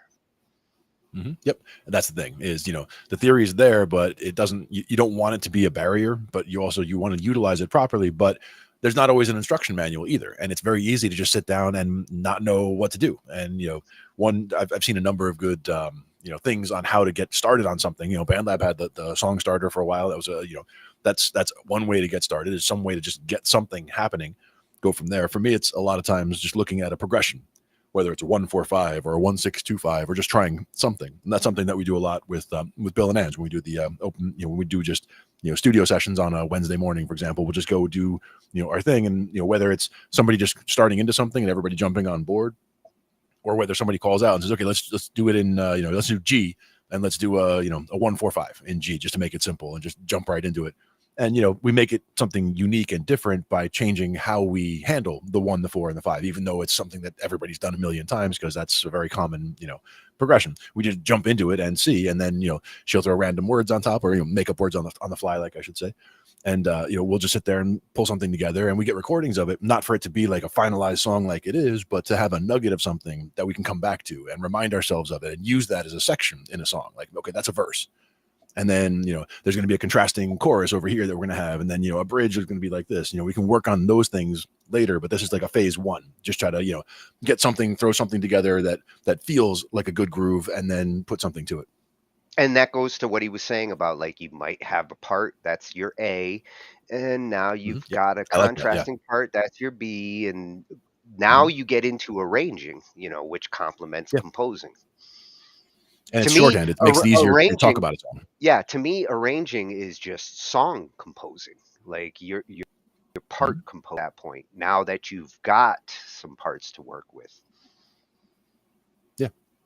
Like if a song is A, B, A, C, like once we figured out, okay, we played a B part, we did the A part again, new as a C part. Once we've got that done, there's nothing new coming into the equation from there. So we know that we've got the A, the B, the A, and the C. And once we get that going, we could go around with that for hours, just having a quick conversation at the beginning and saying, okay, we're going to do, it's going to be an A, B, A, C. And, the first part's like this, second part's like that, third part's like this. But a lot to remember, gets a little more complicated if you're going to throw it together like that. But that shorthand does help for me, at least, for understanding. I can compartmentalize and just be like, okay, this is this part, and I can do whatever I want within this part, but I understand the structure. I know we're going to go from this chord to that chord to this chord to that chord. Now we're going to go to the other part, and now I'm going to do this other thing to make this other part sound different. Play more percussive notes, play longer notes, whatever. There's different ways to make a different section feel like a different section. That's another part of composing, or writing music, where you're just trying to variation, making something where it doesn't sound like you're just doing the same thing. And okay, we're going to shift to here like everybody else did. It's like, okay, we're going to shift to here, but now we're going to change it and make it more intense or less intense, or building or whatever. Yeah, I think the part that really got me thinking when he started talking about the rules, and like, asking yourself, why does this rule exist? Because when it comes to musical rules, I mean, some of those rules were made to be broken. And the theory side helps you to understand the rules that have kind of been put out there. And most of those rules have to do with how we hear and what tends to sound good. So the rules tend to suggest that, like, this approach is a pleasant sounding approach, and that's really what the rules are. In more cases, are suggestions. They're not those rigid kind of rules where they can't be broken. I mean, any musical rule can be broken, but whether you're going to write something that's going to be accepted, that, like, the listener is going to be like, oh yes, I like that. It can get tough if you break certain rules, when you get into clashing and, two notes right next to each other. It's real tricky to make those rules work when you're breaking them. So understanding why they're kind of rules is a good thing to do before you try to break them. Yeah. And just like you were saying Otherwise, about you reducing might your not know voices from what 4 to you're 3. accomplishing. You might not know what you're accomplishing when you go to break that rule. I mean, if you're trying to write a horror piece, then you know by like breaking that rule might lend itself to something like that. Oh yeah, and for horror, that's one where you're going to use intervals that you're not going to normally use a lot. Like you want some sounds where you've got notes right next to each other that rub against each other like that, and they get that clashing sound, because that is a horror thing. Same thing with tritones. You know, it's another sound that you'll get in you know, like a horror environment that you wouldn't see much elsewhere, because it is, you know, an annoying sound, a clashing sound, a sound, you know, of alert. I mean, that's something that's not sounding good. That's not a musical thing that you'd want to listen to. Unless you actually spread that so that they're not right. When he mentioned, like, you know, in a 4-part arrangement, if 2 of the notes are actually duplicating themselves, you've got that 1-3-5 approach, and you're doubling up the 1 or 3 or the 5. This is where theory can help, because now if you start thinking like, oh, I'm going to add a 7th or a 9th instead of doubling up and spread it out, that's Absolutely. where, you know, a little understanding there can open up your options. So I don't feel like he was like anti-theory. I feel like he just, you know, kind of emphasizing the fact that like the theory, good to know, but it doesn't turn you into a composer.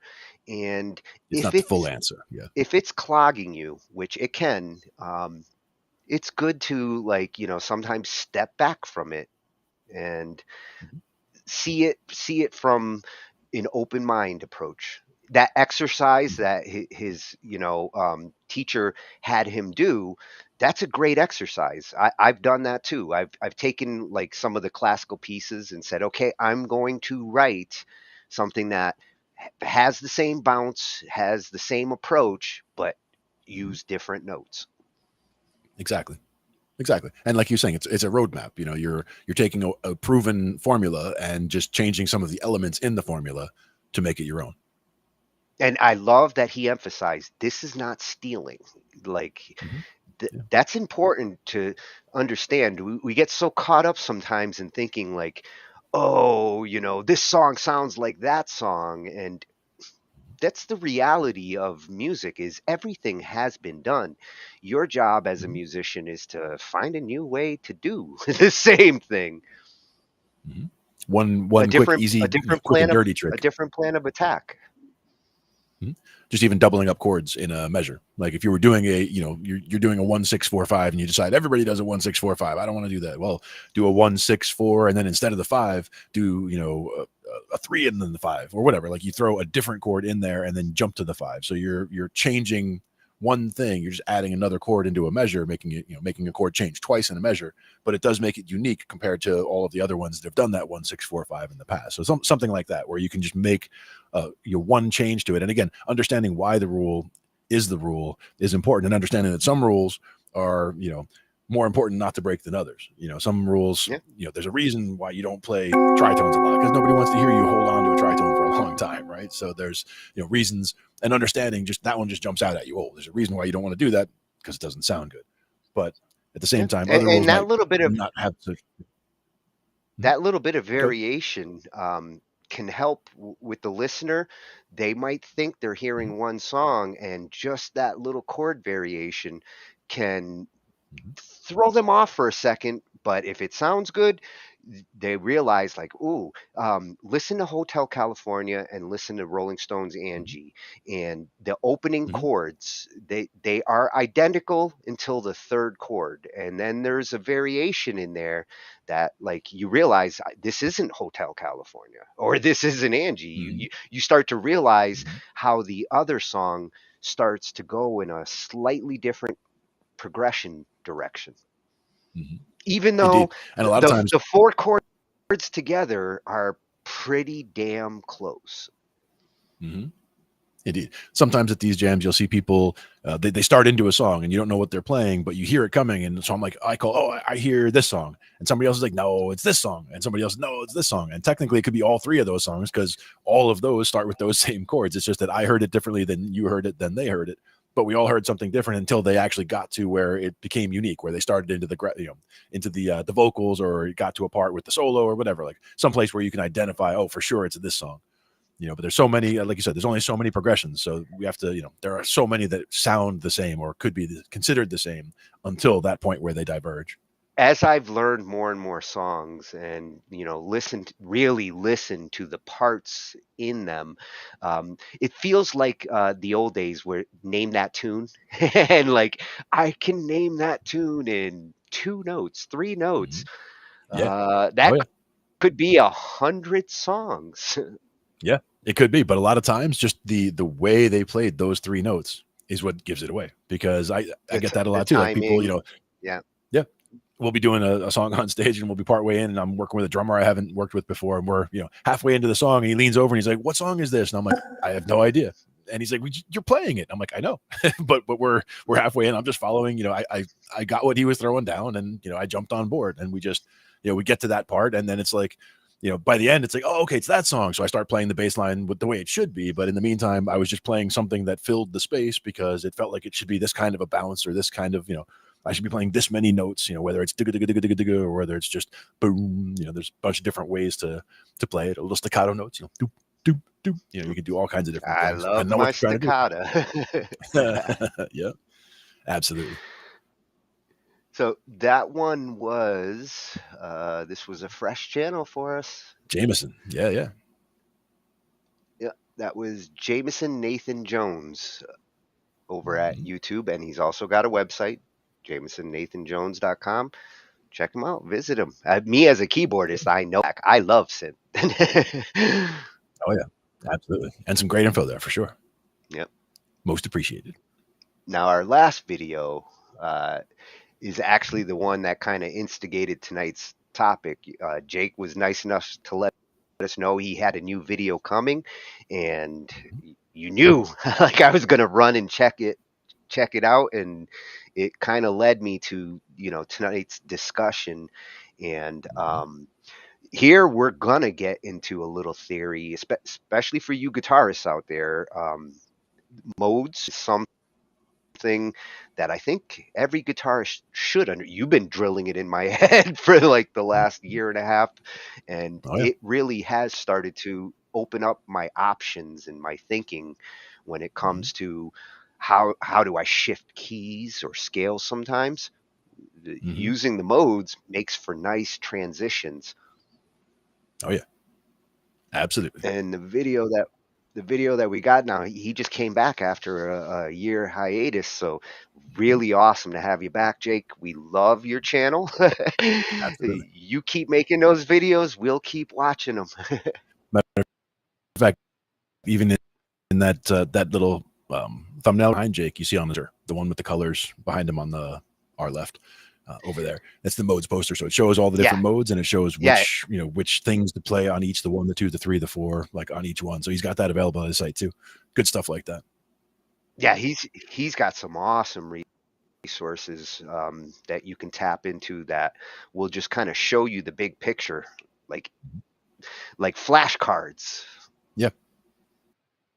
Kind of like, the Circle of Fifths is another one that I like to look at sometimes. And there's a lot of information on the Circle of Fifths. Like some people just see it and say, it's just, once you know it, you know it. And it's like, well, yes and no. It can really help you out if you're playing in this key and you're looking at the Circle of Fifths with the, all the major keys and the related minor keys and how everything relates to each other. You've got that kind of keystone where it's showing you, these are all the chords that I should be using. And if you want to borrow from elsewhere, you can. But if you just start with those, you have a whole, that's your palette to work with, and you can just start getting, in the key of C major, using all the white notes. So just like that's your palette that you're working with, and you just pick from those, and you can make tons of songs with just that without having to borrow or augment or change any of those chords. But you can also go down that rabbit hole and start looking at, well, instead of a C, what about a C7 or a C9, like you were saying, or a third. It depends on what you're trying to make happen. And sometimes it's better to just go by feel. It's like, well, it feels like it should be this note or that note. Yeah. But it's good to know the theory to back all that up. Yeah, and being able to see it visually like that really does help me quickly to see my options. Yeah. Exactly. And while you're noodling, like you could be playing along with a jam track or whatever, and you see other things that you could play, while I'm doing this, I could play this chord and it doesn't clash because it's using 2 of the same 3 notes. So it does sound like it reinforces, but it sounds a little different, that kind of thing. Very cool. And we're glad to see Jake back for sure.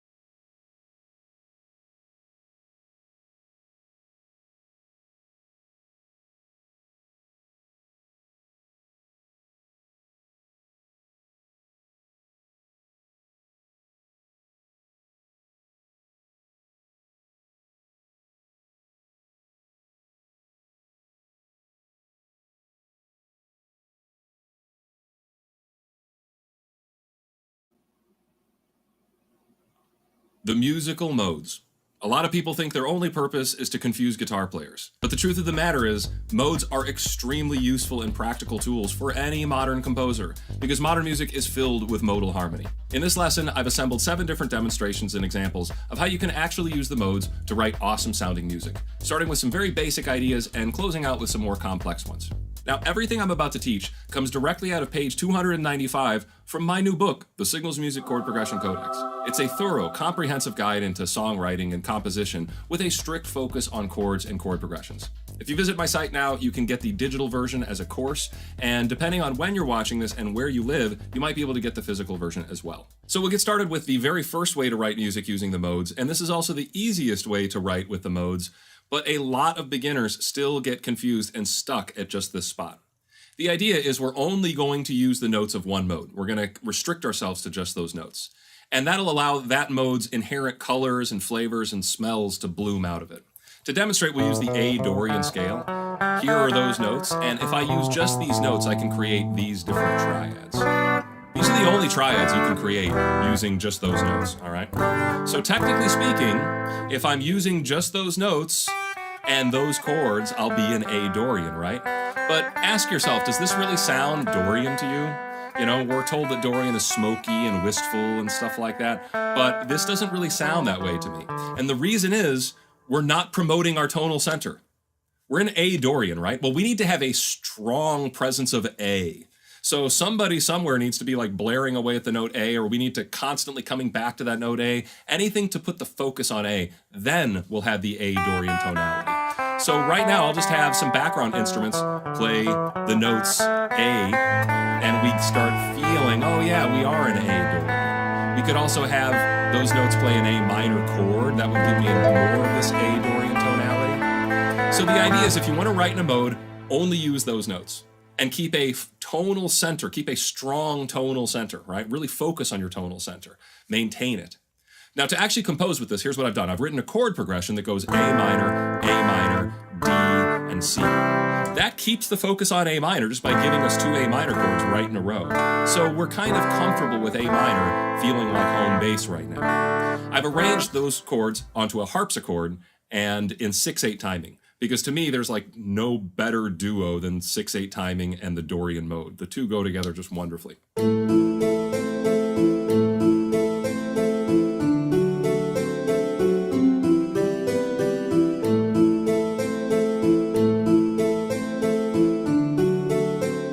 To add another layer to that, so I just picked 2 notes from every chord and I just layered them in there on strings. There wasn't any rhyme or reason, I just played around with what I liked the best, and here was the other layer.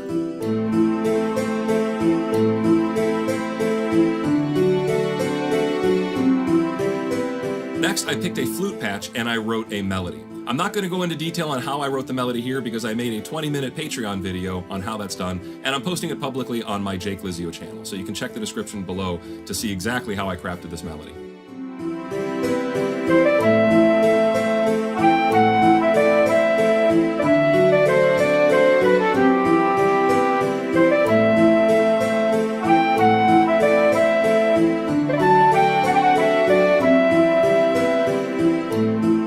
As a cherry on top, I decided to harmonize this using the exact same principles and strategies I taught in my last video on harmony.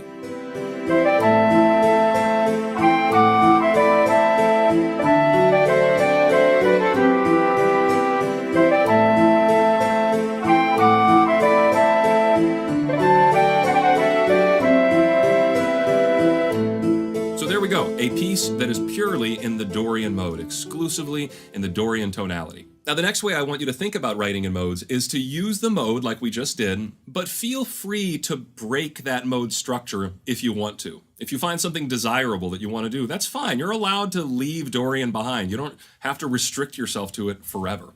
For example, A Dorian starts off on this A minor chord, right? This is the tonal center of A Dorian. But A Dorian naturally has a G note in it. It normally has a flat 7.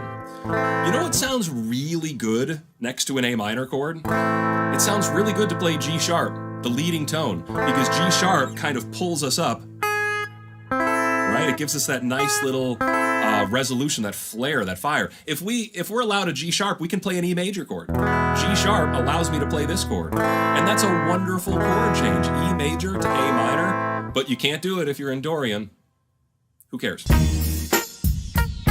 We're going to do it anyways. We'll be in Dorian because we like Dorian. We like that wistful, nostalgic, adventurous flair. But you know what? If we want a little bit of drama, we'll bring in the leading tone. We'll bring in this E major chord. Now here's the thing. Dorian has a flat 7. We're bringing in a major 7. We don't want those two to ever happen at the same time. So when we decide to introduce major 7, we're kicking out flat 7 of the party. Major 7 takes over completely on everything in the harmony, in the chords, in the melody. You really don't want to have 2 7ths floating around at the same time. Now to put this to use, here's what I'll do. Same exact chord progression as before. A minor, D, but instead of C major 7, I'm just going to go to E7. Right? So we've got this chord progression that has a little bit more fire to it, a little bit more drama. So here's what it sounds like, and once again, I've done that layering thing where I took 2 notes out of every chord and I put the strings on there.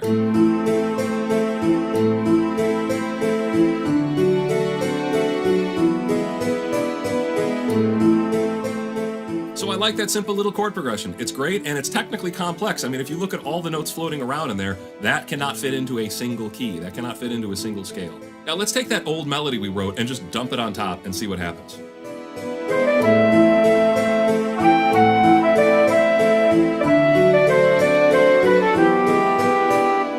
Okay, so I hope you agree that something went wrong there at the end. Our chord was playing an E major, right? That's our new chord that we're bringing in that features the leading tone. It features G sharp, our major 7th. Well, the melody is harping away on flat 7, G natural there. So this is a mess. This is exactly what I told you need to avoid. If we're going to bring in major 7th, we need to kick out flat 7. And the reason this is such a crisis is because we're trying to present an E major chord. And all of a sudden we're hearing a G natural note, which would help me create an E minor chord. So to fix this, it's easy. We just take that G, lift it up to G sharp, and boom, it's fixed.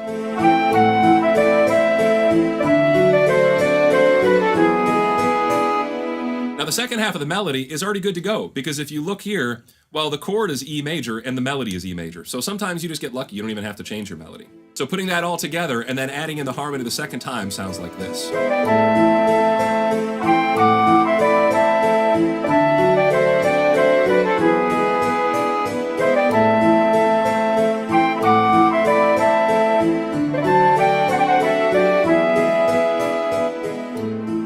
I think it's worth rewinding a little bit and listening to the first version as well and comparing it to this version. Is one of them better? Is one of them worse? I don't think so. I think it's completely on which one is, appropriate. So there's no better or worse here. There's just different options and which one is better for you at a given time. The next way I want you to think about writing with the modes is to perform a relative modulation. This means we stay within one scale, but we change what our tonal center is. This happens a lot between verse sections and chorus sections. A lot of times, a verse section will be in the minor key, and then the chorus is in the relative major key. A good example is Pink Floyd's Comfortably Numb. All these chords that comprise that progression in the verse are B minor, right? Strong B minor tonality. But all of a sudden the choruses come in and the tonal center changes to D major, right? And it's like, oh, all of that darkness is washed away. We're in this bright, happy, complete tonal shift. But we didn't change keys. It's still just these same 7 notes. But we've, cast our gaze on a different tonal center. Now, this only works if you spend time on that new tonal center. You really have to promote it. You have to brainwash the listener into believing, hey, this is our new home base. But we hear it all the time. Another example is Mr. Jones by the Counting Crows. Those verses are strongly in the key of A minor. The choruses are strongly in the key of C major. So what key is the song in? It's like Heisenberg's key. It is the key of C major. It's the key of A minor. It's neither key. It's both keys. It really depends on what section are you looking at. If you look at just the verse, yeah, it's in A minor. If you look at just the chorus, yeah, it's C major. If you look at the whole song, it's performing this relative modulation. But what I've prepared for you is a demonstration not between major and minor, but one of my other favorite relative modulations between Phrygian and minor. So here's all the notes and chords of E Phrygian, which are the same as the notes and chords of A minor or C major. It's all the same stuff. But our focus is primarily on this 3 triad, E minor. We're really going to focus here. If we go to another chord like F major 7, we're just going to pop back to E minor. We'll bring in a D minor, we'll just pop back to E minor. This will give me that E Phrygian sound. And you're going to hear that in the song that I wrote here for you. But then you're going to hear the tonality kind of drift away, and you're not going to kind of have that solid E minor bass anymore. And we're going to have kind of an ambiguous tonality before things smack right into the key of A minor, which again is the same notes, but we're going to be focusing on A minor as our new tonal center. And your ear will be relieved. You're going to be like, oh, this is where I was supposed to be this entire time. Because inherently, Aeolian or minor is just more stable than Phrygian. So take a listen to how this all comes together. I think it sounds really good. And also a big thank you to Beardstank for ripping out the drums on this one. He absolutely killed it if you take a listen.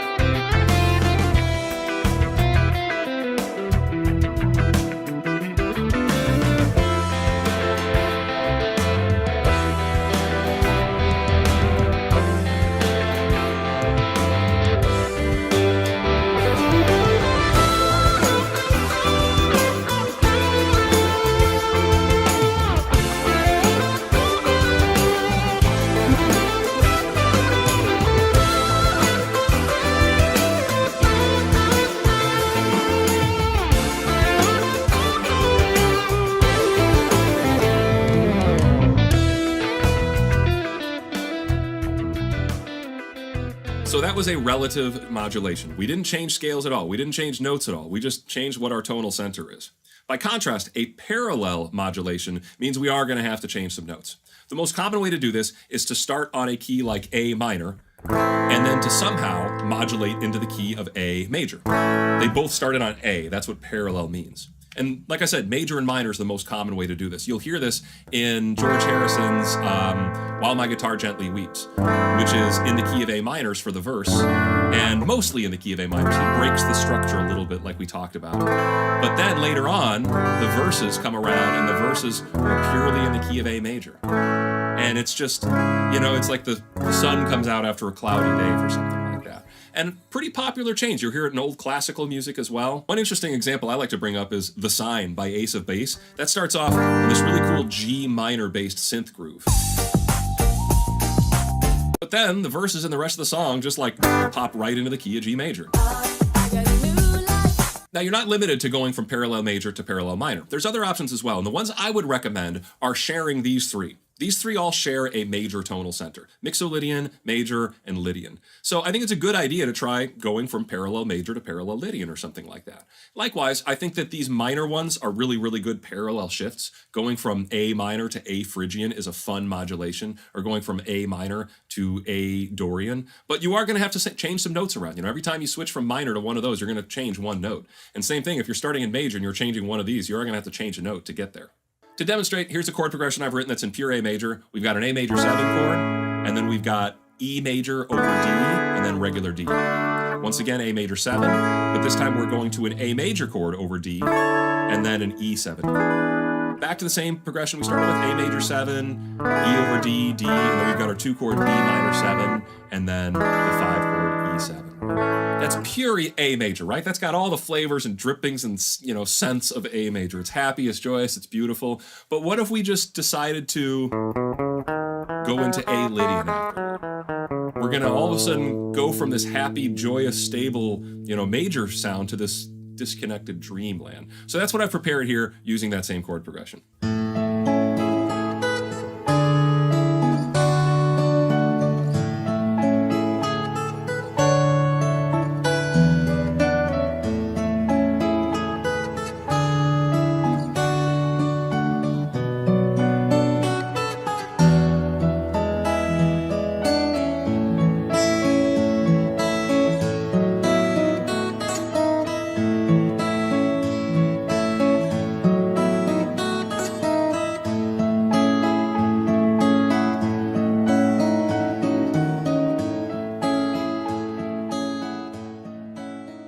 Now, we're going to get into the world of borrowed chords. The easiest way to think about this is to write in the major key and then borrow from pretty much anywhere. So I'm going to consult the ultimate modal poster up here. I'm going to be in the key of C. I want to write using all the chords in the key of C, right? But if I want to bring in something weird, I could literally grab any of these. I could grab in flat 2 from Phrygian, or I could grab in flat 6 from, minor.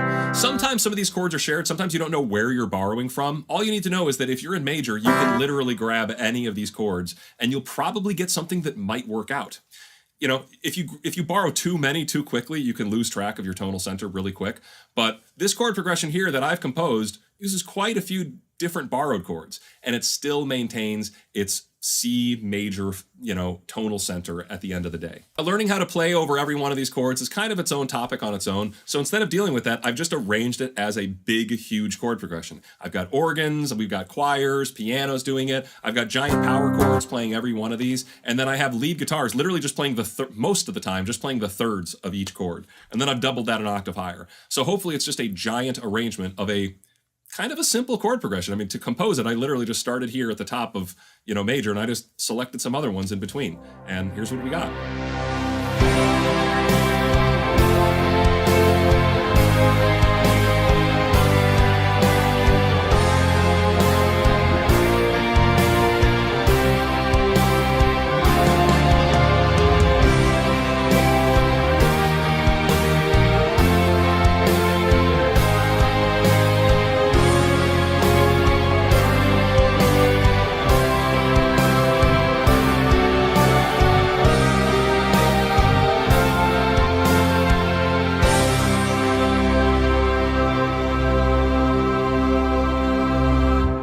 That's like an epic sound. And modal mixture, which is what borrowed chords really is, modal mixture usually has this epic sound when you're in major keys. But that brings us to our sixth topic, which is writing in minor and employing modal mixture.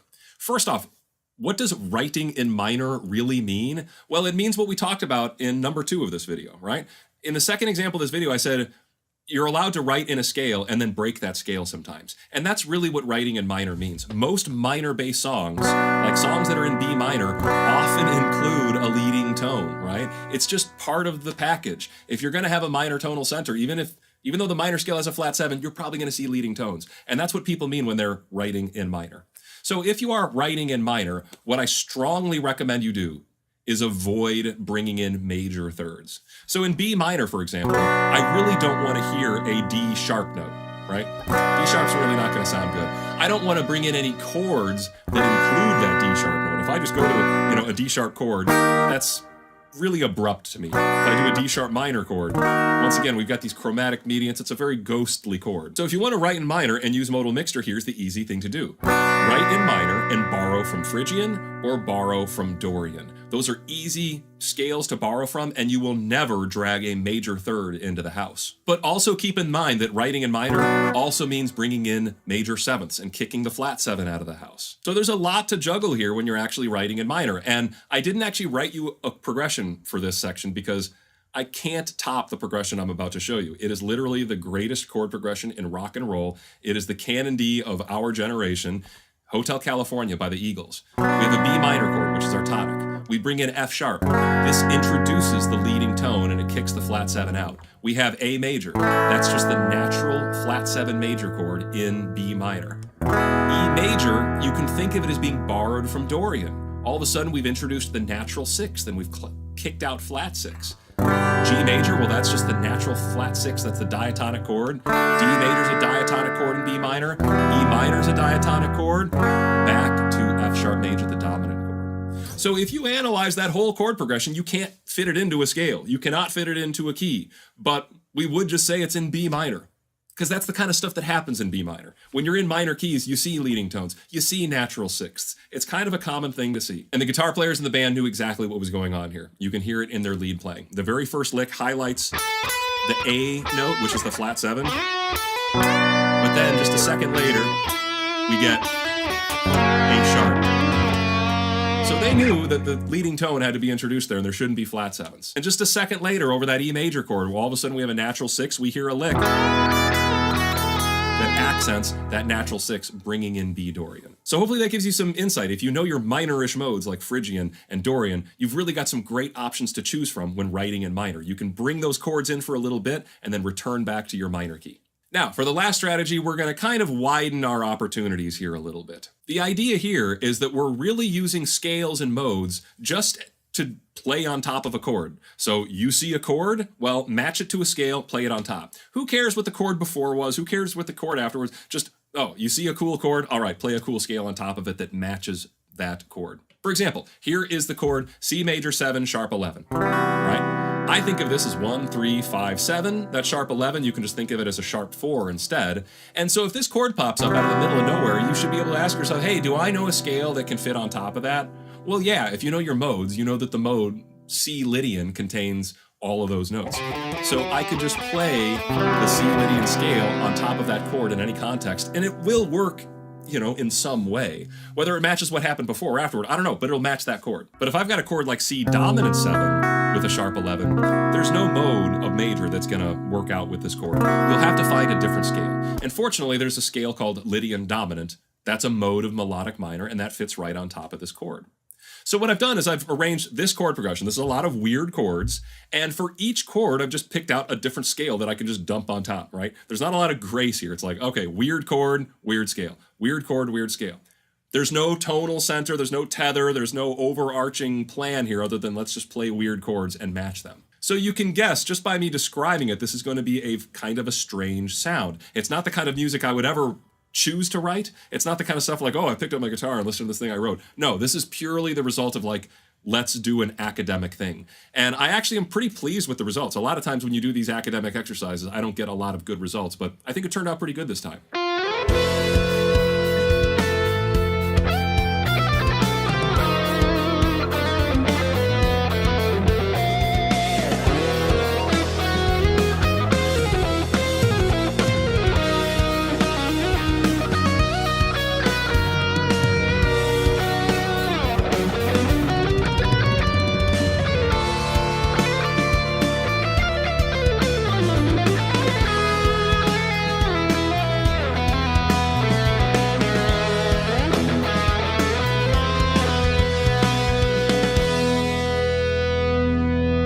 So there we are, 7 ways that you can actually use the modes to make music. But keep in mind, this is not a complete list. There are other applications of musical modes. And also keep in mind that, you know, we just did the modes of major, so really try to expand your stuff beyond that. And a mode is just a scale. So everything we're really talking about is just about, you know, introducing new scales into stable constructs like major and minor. Now, hopefully it goes without saying that if you enjoy this lesson, you'll really enjoy my book, because this literally was inspired by one page of that book. So, you should be able to get a lot of mileage out of it. But thank you for watching. I really hope you found this video educational, informative. If you appreciate these videos, you're going to have to thank my wonderful Patreon supporters for making them possible. They patiently and generously waited for 2 years while I made this book to return to YouTube. And really, if it wasn't for them, I wouldn't have had the opportunity to do what it is that I'm doing here now. If you'd like to join them, you can. There are links below in the description. But if you'd like to support this channel in other ways, you can just leave a comment or a like. That helps me out a lot. Thanks for watching, and I'll see you next time.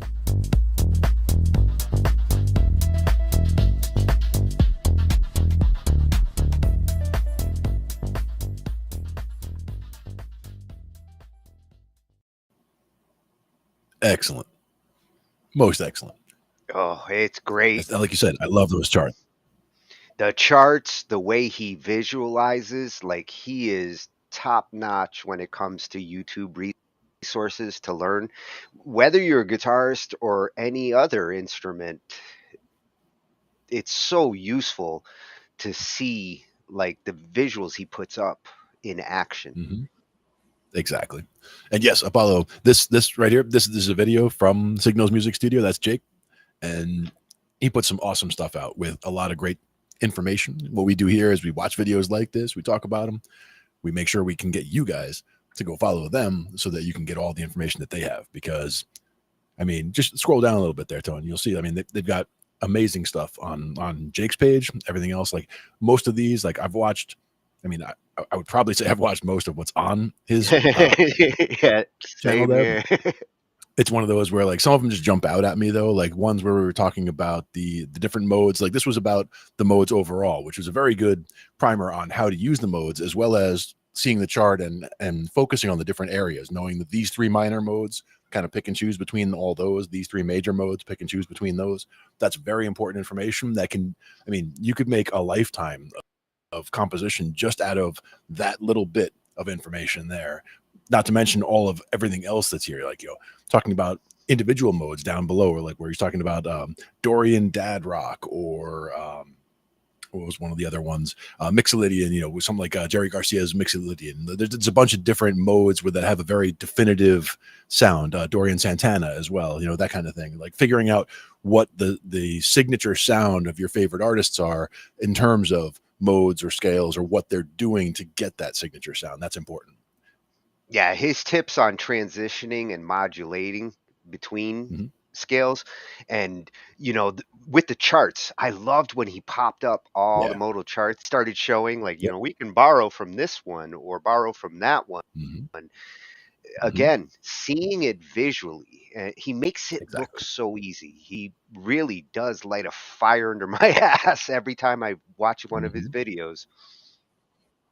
Yeah, well, even just what he was talking about before with the little pictures of like, Frodo and seeing how, and then all of a sudden it went sour because you got the wrong note hitting there. Yeah, that's exactly what happens. And when you see that happen, it's like, oh no, we got to fix that. So then you bring that up, that half step, just stuff like that is super important for how to make things sound right, and trying things that are out of the box, and then figuring out how to fix them, and then figuring out the theory behind why that worked when you fixed it.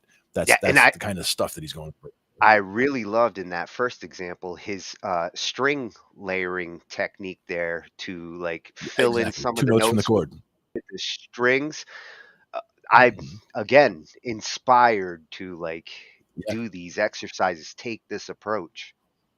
And for me, it was also the flute melody that he did there, the grace notes, where every once in a while it was just a little like just a little flutter like that, but other times it was like a 3-note thing, where it was going like a whole run up, where it was like 3 little grace notes going like getting up to a certain note. And like I really like that from that aspect of, if you're writing songs, it's not going to just be this quarter note, that quarter note, this quarter note, that quarter note. I mean, a bass part, sure, it can do that with little walks here and there, but for the most part, you're going to want to have little things, little flares in there, little trills, things like that make things interesting. Anything like that, all that kind of stuff makes a big difference. He kind of cleared up something for me when it comes to these and what scale you're technically in. It's about that tonal focus and tonal center. Yeah, absolutely. Yeah, the tonal center it started to click for me, like, wow, that is the difference in cases. Like, Mhm. you think you're in Yeah. one scale, but it, depending on where your tonal center is, kind of defines whether you're in this mode. Yeah. One quick D minor. And that's D minor sounding like D minor. But if we were in C as a lower note, that's D Dorian, because now we're up there playing a D minor with a C tonal center because we're changing the tonal center. So that's where things can sound completely different just with a minor change, just a slight change. Just changing the bass note or just changing what we're doing up here can really make a difference in what's going on. And the same thing with just intervals. Like I've started focusing more on dyads where we're just looking at two notes, not triads where we're looking at all three, but just dyads, the one and the three. But sometimes I like to do it as a tenth where it's the root and then the third an octave higher. And I can do that on the piano. So I can just run that down. So that kind of a sound is just, you're getting the root, you're getting the third way up high. So they're separated enough where even down low, they sound far enough apart where they can give you that sound. But it's really centering you in that C major sound because you're getting the root and the third. So it's a major third at that point. Where instead if it was a minor third, you would know it for sure. And that's where there's a big difference there. But even just that little bit, just doing little intervals like that can make a big difference. The way he mentioned how, like, what the melody players might do on top of it, like, hopefully that Hotel California doesn't give us crap, because it's one of those songs, even if you're playing it sometimes YouTube, but we'll see if they complain there. Well, in And that case, excellent analysis on the changes there and how the chords fit together rather than just being like a spitting out of the song. It was definitely good analysis of how the song comes together. I really and what he was where the chords are showing borrowed there, from. how the like lead guitars on top of those chords, the way that they kind of defined what was the tonal center there, that is the difference between the Angie song and Hotel was just what the guitar on top of the chords was doing, plus that little difference in the third chord. Yep. Exactly. And that's enough to make it a different thing. I mean, there still could be lawsuits. I mean, people could still, that was stolen from here, because some people, if things are similar enough, they'll go for that. But it doesn't mean a lawsuit will, prevail, because, Well, and there is enough of a difference there to show that it is distinctly different. Yeah, and you cannot copyright chords or progressions. You just can't. If we ever reach that point where, like, chord progressions start to be copywritten, then all music is done. Yeah. Well, You the main won't thing be to me able to is just write changing the songs style anymore. enough. Just changing the style enough, even if it's just making it a percussive thing, bass note, and then the top, part of the triad, boom, check, punch out, instead of just hitting main chords. Like, you could do stuff like that. I mean, there's so many ways to change something up by even keeping it in the same chords, same key, same everything, but make it a completely different song just in the way you treat those chords and the way that you borrow from different places. Like, Jake is an amazing resource for all that stuff, where to borrow from. That one particular video we just saw was just a real good compact version of all that stuff put in one place, where you can see, like you're saying, that chart pulling from those three for major and these three for minor, understanding that, building that in, and starting to incorporate that into your stuff will sound so much more sophisticated in terms of what's going on, because it's no longer just 1-4-5 or 1-6-2-5, whatever. You're now incorporating differences that people will hear as something completely different and unique from anything else that anybody else is doing in that kind of a style, because you're borrowing those little things. It makes it unique. I like that. Yeah, he really did cram a lot of advanced theory in a way that, like, was easy to digest, and he managed to do that in 20 minutes. Yeah, and I'm very intrigued by that book that he's talking about. If he spent some time on that book, the last 2 years getting that book together, I am definitely intrigued. So I will be checking that out for sure. Yeah. Oh, and with one of the videos Uni just sent me, we might have a tone night and talk about tones. Yeah. And I see musical drones and pedal tones, so I will be back to check on that one. And composing music in the drone zone is another one for that night. But I love how some topics really like lead to the others. Like we're on a constant journey here with our Yeah. themes and our topics. They kind of lead into each other. Yeah. And as somebody was asking before, like, yes, this was a video that we were watching, but we're watching a video to, highlight and analyze and talk about the different parts of the video. And I mean, we do add a little bit to the video. The idea is that the video has so much information, and it's something that we want to point everybody to, so that you can go follow his channel, build his channel even more from all of the content that he has there. But also, by building his channel, you're also building your musical knowledge because of everything that's available on his channel, which is just such a great resource. I've gone through, at least dozens, if not hundreds, of the videos that are on the channel, just going through and just picking up so much information from all of them. Great delivery. Oh yeah, as well. Signals Music Studio has been one of the channels that goes back to the beginning of our show, like way back. I think maybe even the first episode, you showed me him and never looked back. Exactly. Hello, Music Vibes. Saying hi to the Angified team. Yep. We're And, here and speaking doing our of thing. channels, all of you should follow Ange over on youtube.com/Angified. And definitely Absolutely. check out Jake over at Signals Music Studio.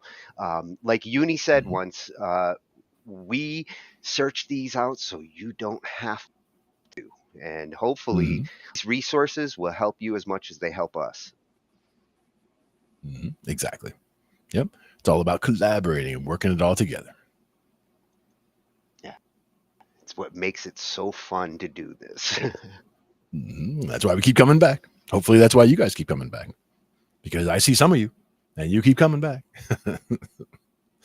So there's something going on. And I've got some ideas for next week brewing now. So more on that tone topic. I think that's one that's coming, as well as classical night. That one's been brewing for a couple of months now. Like I said, I've got a whole big stack of classical stuff in the side over there. We'll go check it out. We'll pull some out and we'll see what, talking about music notation, talking about different ways of utilizing sheet music, the different styles that we can go into from all of that. I mean, tons of stuff to go into. We might even get into some ragtime at some point, just as a totally different thing. I'm game. And you swamp music, so ragtime, swamp music. Nice. We'll go into some of these alternate genres. Nice. That for sure. Right here on Talking Shh. Shit. I.T. Glenn and Tony. Yeah, you kept it clean. Got to do it. But always good on a Thursday. Happy that everybody could join us, and we will catch all of you guys next week. Same time, same place. How about that? Yeah, and we'll be back tomorrow night on Angified with DJ Tatius. And then Ange will be giving us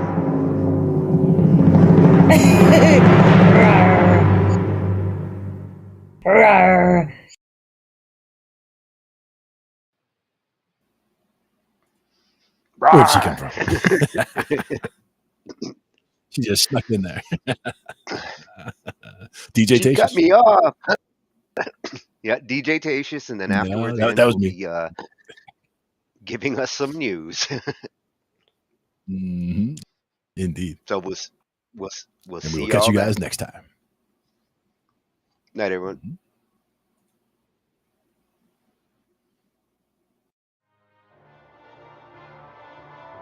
Ambient noise, yeah. So now you're grabbing some band lab clips.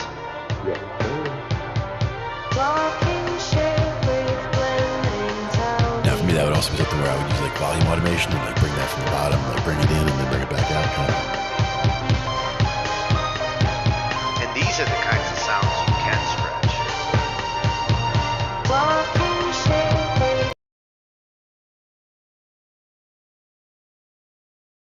I'm gonna spread love or hate. I'm gonna spread love or hate. I'm gonna whisper love.